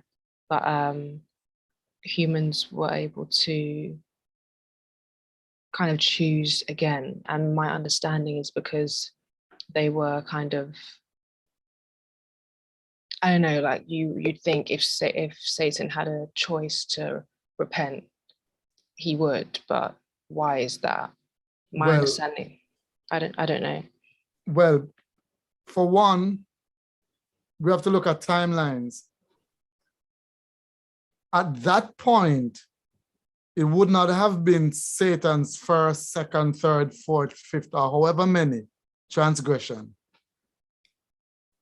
So this being Adam and Shoa's first offense would show itself in how Yahuwah reasoned with them, as against how he declared to Hasatan, to the serpent, what's going to happen to him or to it. Yeah. So I would think that Yahuwah, being fair and just, would have already given Hasatan enough chance to repent. Once earth came into the picture, I doubt there was a chance again. I think that was already gone. I don't have any text to prove that, but no, yeah, and I also thought, like, when we're talking about seed, and the fact that, so there's, I think it's in Galatians, there's the fruit of the spirit. So they're the fruit of the Holy Spirit, but then there's also the other part where it has it's like the fruit of like just unrighteousness basically. And then obviously for a fruit to grow, it needs a seed. And I don't have scriptures at hand, but I also understand or have understanding that like the seed can also be a word, so that kind of being implanted in you. So like again, just kind of more to do with choice and what spirit are you, I guess, being like heeding to, really, because you're not really wrestling. It's not like, my understanding is that humans are just like, you have your choice, but you're being influenced by either Holy Spirit or Satan, like the evil spirit. So which word, which seed, which fruit are you heeding to? And then obviously there's always going to be conflict because it's like two camps sort of thing. But yeah, that's true. We're always being influenced one side or the other. Even in a natural sense on earth where we live, most time the choices we make are influenced by our socio-cultural underpinnings, most if not all times. And sometimes we don't realize it how much, for instance, media influence our desires. And our desires influences our decisions. And then our decisions influences our character and our life, and it goes on and on. But we don't realize how much the things we think, the things we say, how we relate is influenced by the society around us. So on that level, yeah, everything we think on the grand scale is gonna be influenced for good or for evil, function or dysfunction. Everything we do ultimately is going to be influenced by how we think. And that is why the Bible says, guard well the avenues of your mind. Now, I'm going to throw a spanner in the pool here, a wrench in the gear. I'm going to go in Chris' corner and say, what if we looked at Genesis 3:15 and the enmity literally? Because I mean, we tend to put everything in a spiritual realm. If you realize, let's go back now. Thorns and thistles, that was Adam's thing, right? That was literal, right? Pain in childbearing, that was literal, right? Right. Everything up until this point was literal. The question to you now, what part of the text gives us the impetus or the stimulation to take it other than literal? I'm just asking a question for us to actually objectively look at our thought process and how we arrive at some conclusions.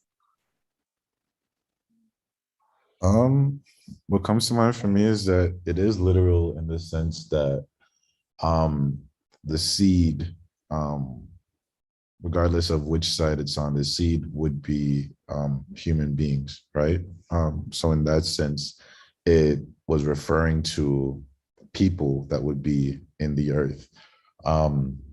So that's as far, I guess, as literally as I see it. And then I also just see the other layer going even a bit deeper as what defines that seed being more, I don't want to say spiritual, because I don't think it's just like allegorical, like we've been talking about, but just like another layer to it. But the physical aspect I see is just that both seeds are referring to people that would be in the earth. Okay, anyone else? I don't necessarily have an appropriate answer for the question, but something I thought this is something that came up. I'm not sure, but I think I heard it in one of our past studies. Might have been from Stanley, but honestly, that's just an assumption about the idea of um when Yahuwah would have said, "You will bear your child in suffering." That might have also had to do with the fact that um Eve would knowingly have to bear or bear children and bring them into a world of death, and not necessarily just about that abstract physical pain, but it's still physical but emotional, just as a thought. Okay. And that's a reality too. But at the end of the day, if we're going to take, and this is how we need to be look, because including myself, we've always applied a symbolic or allegorical meaning to Genesis 3:15, always.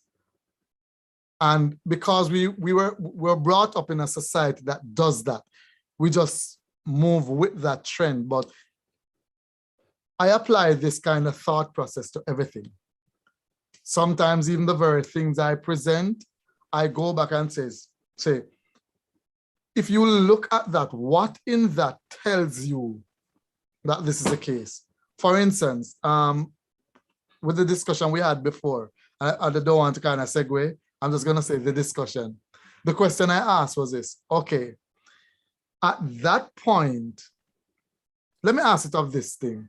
When this was being said to Adam and Shoah, can we say then that Adam and Shoah understand that moment that a redeemer was being promised somewhere down the line? Can we say that this was their understanding from that which we just read? I would say no. I mean, it's hard to No. Otherwise, he would have said he would have something. I don't think so. But yeah, I mean, there was like one comment I wanted to make in terms of the seed, if we consider it literally, right? Still under the supposition that the serpent seed would be a literal offspring, right? And it would be the enmity between Cain and Abel would be embodied in this verse. I kind of digged into the birth of Seth and try to just read what was on it, and can I read it? Yeah. So I'm reading from the King James version, and we can maybe look at the mechanical. By the way, anyone can always read the Bible here. Sure, thank you. Just say I have a text regarding. Okay. I'm reading from Genesis 4, verse 25. It says, "And Adam knew his wife again, and she bare a son, and called his name Seth. For God said, She hath appointed me another seed instead of Abel, whom Cain slew." And so here I'm kind of thinking we're seeing that there's another seed, right, apart from the original seeds, the first seeds, for example. And that specific seed is used to replace Abel, who was the first seed. And so under this, the way that it's written, I'm kind of curious to know what the mechanical version says in that specific verse. Okay, I'm going to read it for you. And it's similar. It doesn't change much. It says, "And the human," again, because Adam means human. And that is why when the Bible said he created them, people say that they created more than one Adam, but the word Adam actually means human. Okay, and it says, "And the human knew yet again his woman, and she brought forth a son, and she called out his title, Shet, given that Elohim set down for me another seed in place of Havel, given that Cain killed him." That's it. So I'm thinking that there's a seed to replace another. And Okay, so so you see, because she saw Seth as a replacement of Havel, which she said that. yeah, but it would also, you could also translate that into also the spiritual level, you could say. In the place of Abel would be the, let's say, the righteous one, the chosen one, if you will, that followed God's words and made the righteous sacrifice. And Seth would be the replacement of that, because you could see that from Seth came Enoch, which was so righteous that just was taken. Was taken. Yeah. Okay. I totally appreciate that. I'm going to say this now. What we're doing is getting into the culture of substantiating our beliefs outside of banners and themes. Because the big theme is Genesis 3:15, the first prophecy uttered. They call it proto-evangelium in the Christian arena. And that is where you're going to find the whole virgin birth and thingy. But that's a theme that if you question most people on it, they're going to keep going back to the recurring theme. Whether or not Genesis 3:15 and the seed was literal, what you just brought out and others before you is that there will be a people choosing Yah and a people choosing against Yah. That cannot change. That has never, that's a fact and a line throughout the Bible that we see constantly. And we have to now substantiate without even Genesis 3:15, the fact that, look, and that is why I asked the question, if you read that by itself, could you look at that and say, this is what Hava understood? And we couldn't. That's a reality. Unless something else was said that we didn't hear. But we can clearly see, though, that there is always a people who choose Yah and always a people who don't choose. And when you look at the names that were given, like Enos, and men began to call upon Yahweh again. You ask the question, what did they do before that?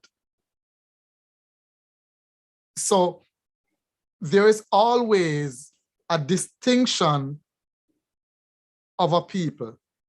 And oftentimes, I'm coming to you, Noble, in the broad headline and themes of religion,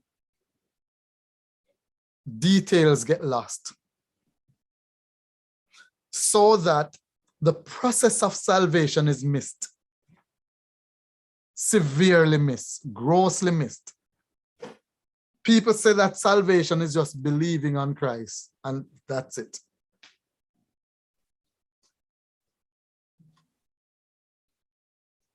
And because a whole nother character was created around Christ, post BC era or New Testament era, in the New Testament era, a whole new character was created around him. Very little people get to really know who he is and what he actually wants or why he came. Where we're going is that a people from this situation in Adam was selected by first selecting a person. Chua brought that out, as you just pointed out. There was a replacement. We saw two persons in Genesis when Cain killed Havel. We saw Havel being the one younger brother who should have been taking the example from Cain, being killed by the very person who was supposed to be leading him, showing him what is right. We saw them presenting sacrifices. We've heard a whole lot of speculations on that. But we don't know because an offering means a pledge. So it could very well mean that Cain just didn't do what he said he was going to do. It doesn't necessarily mean that we have proof that it because it didn't contain blood. But what we see there, though, is one presented as doing the right thing, righteous, meaning he's on the path. How did we know? Because when Cain's countenance fell, Yahuwah said to him, why art thou thy countenance fallen? If thou do it well, if thou do it evil, if you do well, shall you not be, I don't remember the exact word, and if you don't, sin lieth at the door. Therefore, Yahuwah was saying, if you did well, I would have looked on you with favor just as I looked on Havel's offering. So what we're seeing here again is two persons. One choosing to do the right thing, one choosing not to do the right thing. How did we know that he chose this? When you read the account in the mechanical translation, it says, you were set there to regulate him, being Cain was there to regulate or to lead Havel. It means that he would have known what to do because you can't lead him unless he knew what to do. And he chose not to do it. So, and this choice goes all the way through.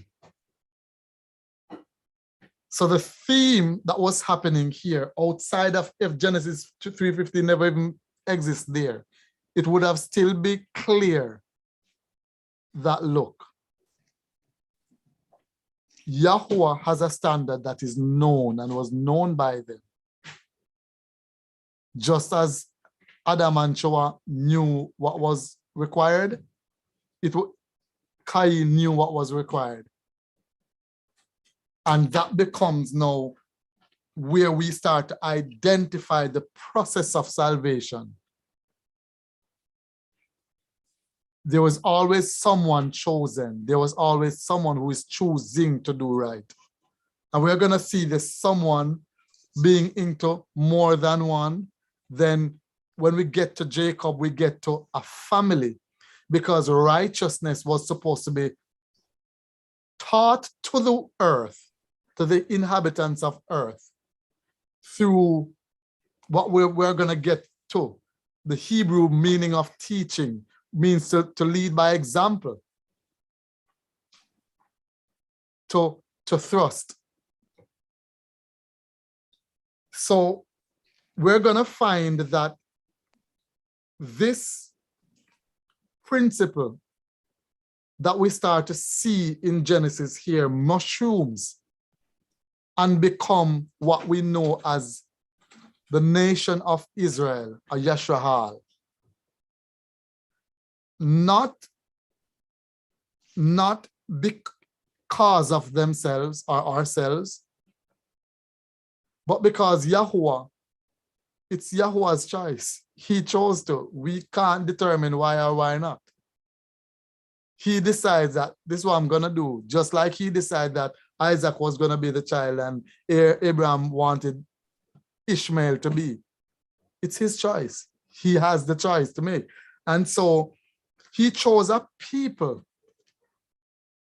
to bring this knowledge of his instructions. While that was happening, there was also another people that was determined to blot out this knowledge. Whether or not Genesis 3:15 was literal, which we cannot prove by the text in and of itself, we can see enmity between these two groups right through. From the slaying of Havel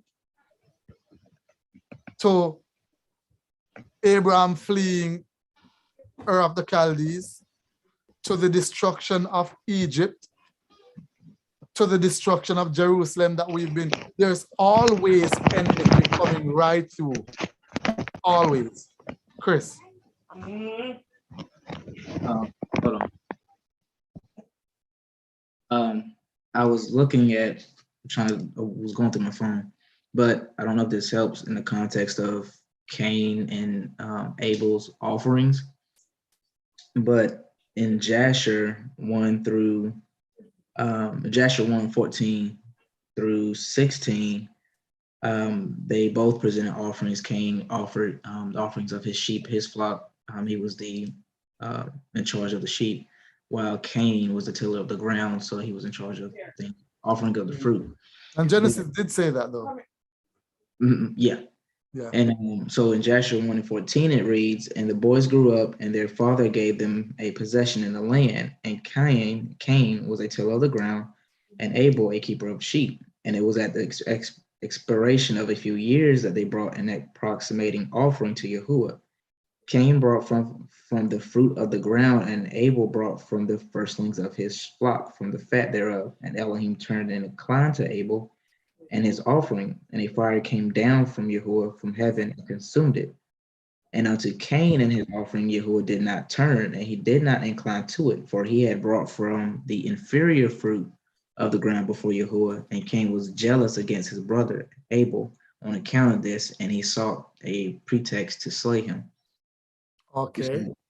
So in this, I guess it's for stating that Cain brought from not the good fruit of that land that he acquired. He brought from the not so good, right, of the land. That's why Yahuwah didn't accept his offering. And obviously he must have known that would not be accepted, because Yahuwah could not say to him, if you do well, wouldn't it be accepted? But if you do evil. Yep, and that's in, I think, Enoch, or no, that's in Jubilees somewhere. And he said that. He said, if you do well, wouldn't it not be accepted? And if you do not, it would not be accepted. Yeah, it's in Bereshit to Genesis. When he called out and said, your brother blood cries to me from the ground. Right. So, yeah, so thanks for that, Chris. So we have to begin to really critically study, objectively, critically. Don't be afraid to punch holes in your belief and to see whether or not, question the details. Look at words. What I normally do when I look at words, I'll be reading a text and I just say, you know what? Let me pull up this word out of the text.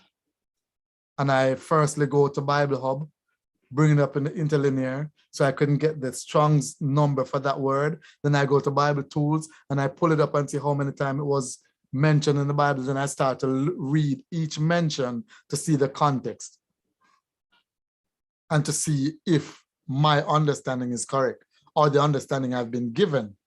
Now, I did a chart once selecting a few persons out of the lineage: Adam, Enoch, Methuselah, Lamech, Noah, Shem, Eber, Terah, Abraham.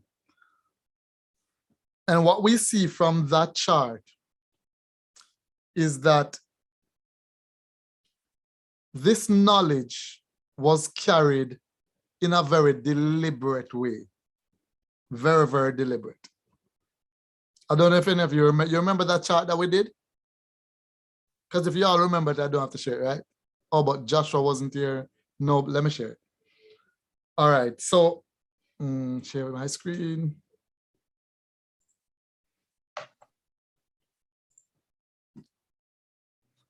If you look, Adam, his blue line stops right here. Let me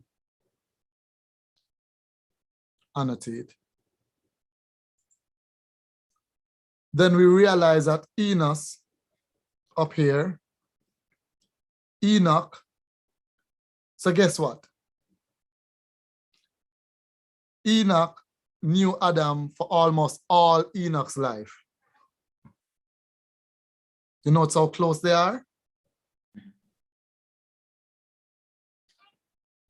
everything that Adam knew, everything about the fall, everything about the serpent, he would have told to Enos as well as Enoch and everyone in between. Everything about the will of Yah, everything about the naming of the animals, everything about all that, he would have had first-hand knowledge of to pass on to the generation after. Notice that you have almost 300 years, maybe 250, two something, overlap between Methuselah and Adam. Are you seeing that? So Methuselah would have lived to what, 960 or 930 years? I don't remember. 960. When he died, Lamech, you remember Lamech who said that, hear ye wives of Lamech, if Cain shall be avenged sevenfold, Lamech shall be avenged 70 folds. Remember that? Basically kind of casting up aspersions on Cain. Well, not aspersions. Speaking of Cain's ill. Because he said, I killed someone in self-defense. So if Cain could be avenged, I must be avenged. That's what he was saying. He said, I killed a young man to my wounding and to my hurt. It means the young man wanted to hurt him, so he killed him. Now we have Noah right here. Just at the tail end, let me just pull this over. I'm going to bring a line. Give me a moment. Let me put a line there. Insert. Give me a second. Let me just put a line there.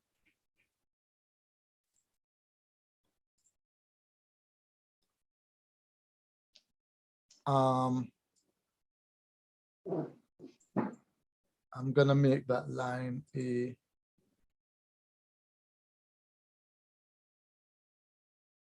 bright red line.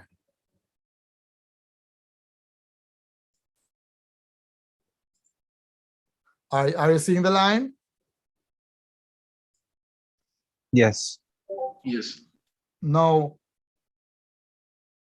you're going to see that Noah was born right here. Notice that Noah would have known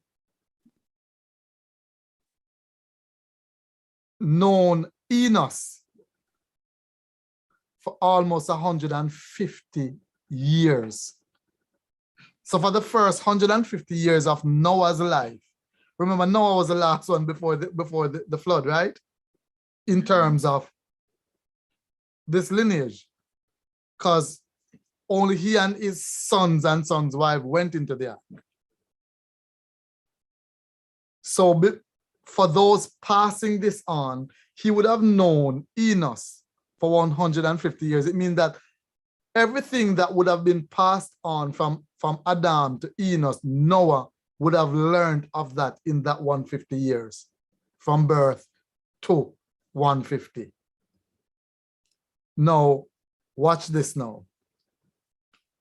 Noah then went into the ark at 600 years. And Noah lived until right there. Well, not fully, but about there. You're going to see now that Noah's life, half of his life, overlapped with Shem, Eber, and Terah, and Abraham. Not Abraham. Abraham wasn't born yet, sorry. And Terah. Pre-flood, this message would have been carried personally across the flood. So that Terah, who would have walked out of Ur of the Chaldees with Abraham, would have known Noah for at least 100 years of his life.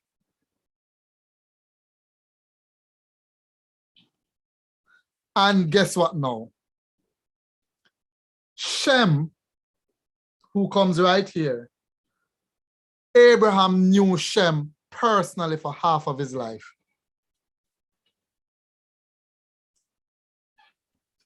Let me stop sharing.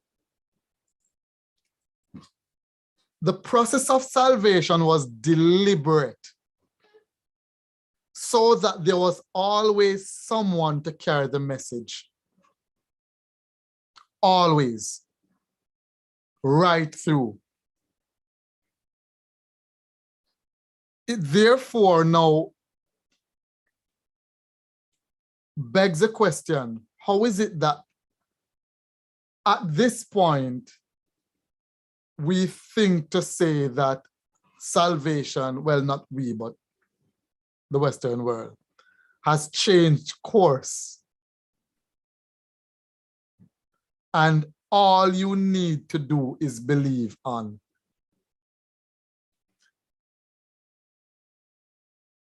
How would you know what to do after the belief? How? If I'm going to share again,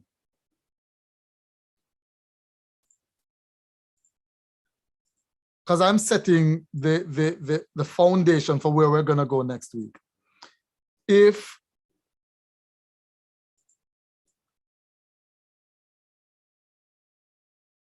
right there, if Enos had born right here,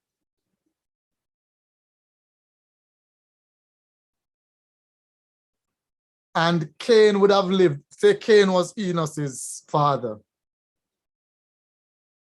and there was no knowledge of righteousness, and everything after this point, everything after this point would have drifted down. Do you realize that there would have been a break in the passing down of the information unless Yahweh is going to come and give it again? So it was necessary for Yah to allow some persons to live to a certain period and for them to bring this message forward. Because by just saying that I believe is not enough, you need to know what to do. That is why Yahweh eventually gave us Torah. Because if you came out of Egypt and you say, I love Yah, but the next moment life happens and you're not sure where to go, how to decide what to do, you need instructions. And that is what the process of salvation is. Man sinned. The connection that did not need words was broken. So according to Shaul, man needed a schoolmaster, which we see in the New Testament, the Bible speaking about the schoolmaster. This schoolmaster would have been the instruction that you would have known in your heart before the fall, being applied externally, because we no longer have the capacity to hold and retain this internally like that, and to follow it and to always comprehend it. And so the process of salvation involved, firstly,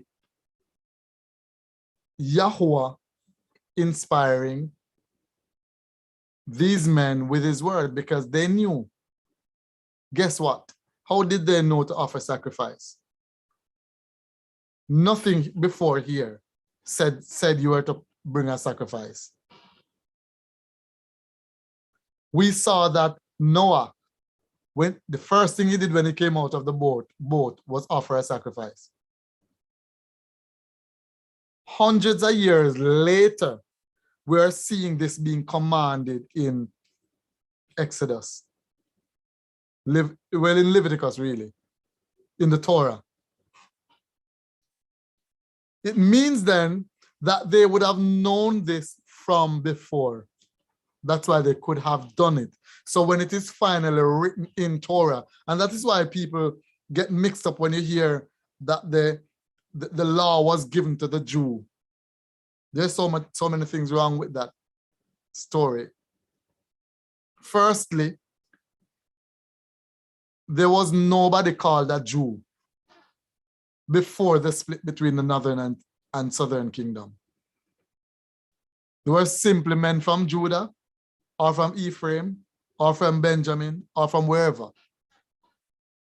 The term Jew comes from Judah, which is just 1/12 of the entire tribe. Second of all, if it was given to the Jews or the Hebrews after the Exodus, then Cain would have no reason or no need to kill Havel, because there would be no sacrifice. There would be no offering, and they wouldn't know how to do that or why to do it. Thirdly, Noah would not know what to do coming off the ark.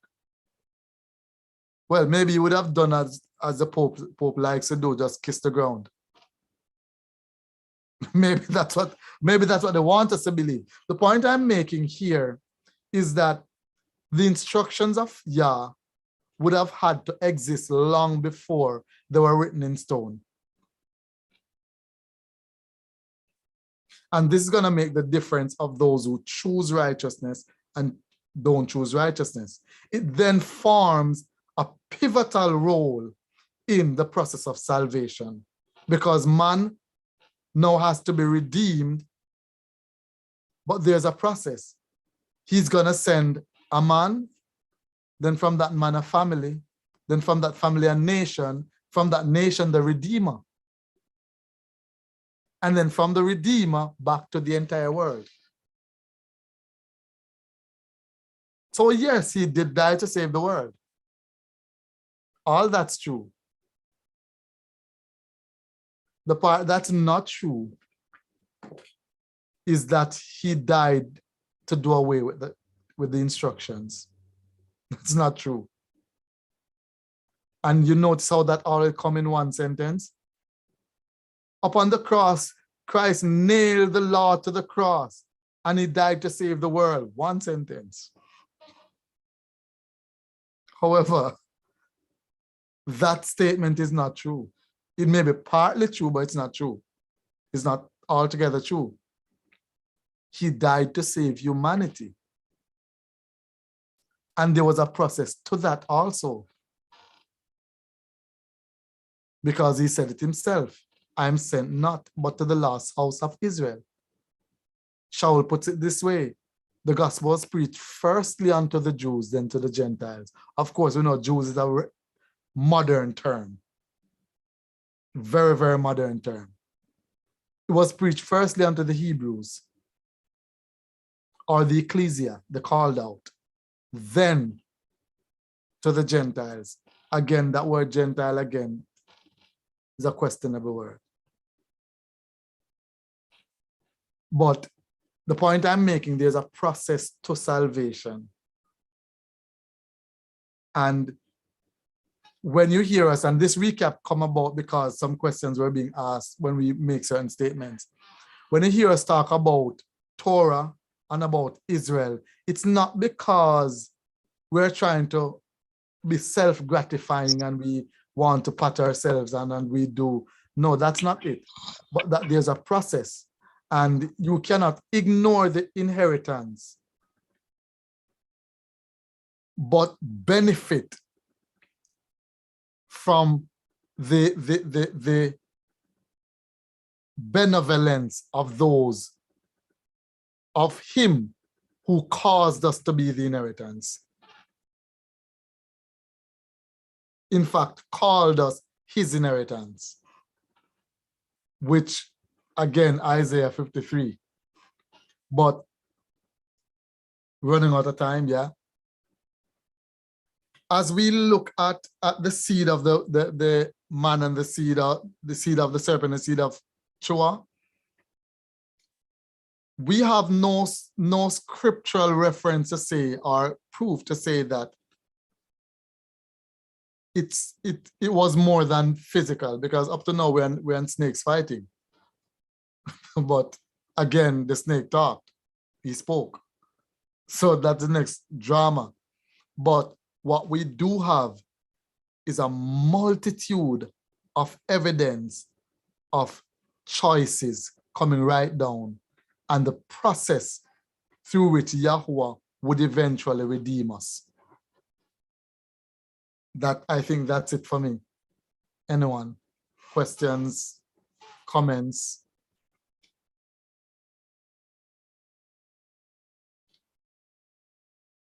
Oh, I think I might have said it then.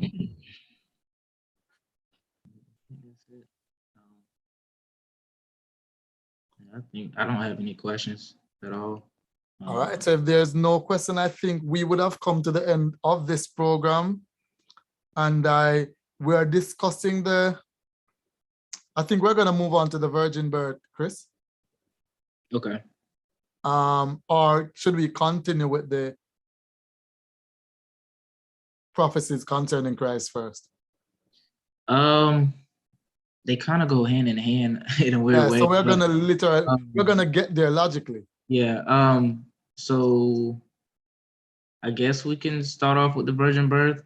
I mean, we did a little study on it. I think what I was going to do too is look at all the prophecies that was spoken of, or that we link to Mashiach or Jesus Christ, and see if they connect. I know we did one before. We did the Isaiah 7:14 passage, and that's mentioned in the last study as well a little bit. And that actually is one prophecy that did not pertain to Christ within itself, context-wise. Okay. In a literal sense. So I guess we can go through the prophecies firsthand. Okay, so, and that's, for those who don't know, we have another, we did a Zoom call, was 2 days ago, Wednesday, yeah. Right? Because we were having the discussion on Discord, and Noble rightfully said that it might be too deep for some persons. So we said, we're going to open another line where we just talk about it for anyone who wants to come. The link is in Discord, but we don't want to kind of bog down the Discord chat with deep stuff that not everyone can relate to, but everyone is invited to come there to discuss it. Also, Chris, the branch prophecy, the premise was already laid prior to that, establishing Christ as the branch. So when it was used again in Zechariah, it follows that, yes, he is the branch. Okay. So, and it was used elsewhere. Okay. So, and the branch mean out of David, as he's always prophesied to come out of the line of David. Right. All right, so I think that's it for me. Any questions, any comments? Okay, so join us on Discord. In the week, we have some really vibrant discussions, and I'm going to share a document with you, Chris. It's a timeline.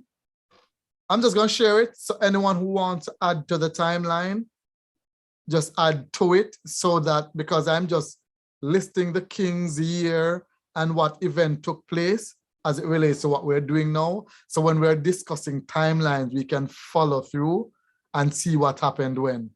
And that would help persons who really don't have that depth at this time of the Bible, because sometimes you see something mentioned here and it's mentioned before, but it actually happens after. Yes, I see Annalu's face. Yeah, sometimes it will come because of how the Bible was ordered chronologically. It may seem like it come in a book before, but this book was actually after that book. And then it kind of throw you, because you think, because you're reading chronologically and in a linear way, you're saying, but since I read that before this, it means that that came first. But no, it's not necessarily so. Yeah. Like when you read Jehoiakim and Zedekiah was the last king of Judah. However, it would seem that in some place that Jehoiakim was, but Jehoiakim was in jail in Babylon at one point, then taken out and been treated well, while Zedekiah was placed on the throne by Nebuchadnezzar and taken off again afterwards. But so the timeline kind of helps us put that in perspective to know when the first temple was built, when the second temple, when the prophecy was, when that one was destroyed. And it's gonna have to take us until now, when Jerusalem was destroyed, when we were scattered, when we came here, and all that, for us to really understand prophecy and put into perspective some parts we're seeing in the Bible, but cannot put a timeline to. So even if you don't understand, you're still welcome to come and look and just buffet style, eat what you can and digest what you can and leave what you can for now. All right, shalom, shalom. Shalom, everybody. Thank you so much. You're welcome, Anilo.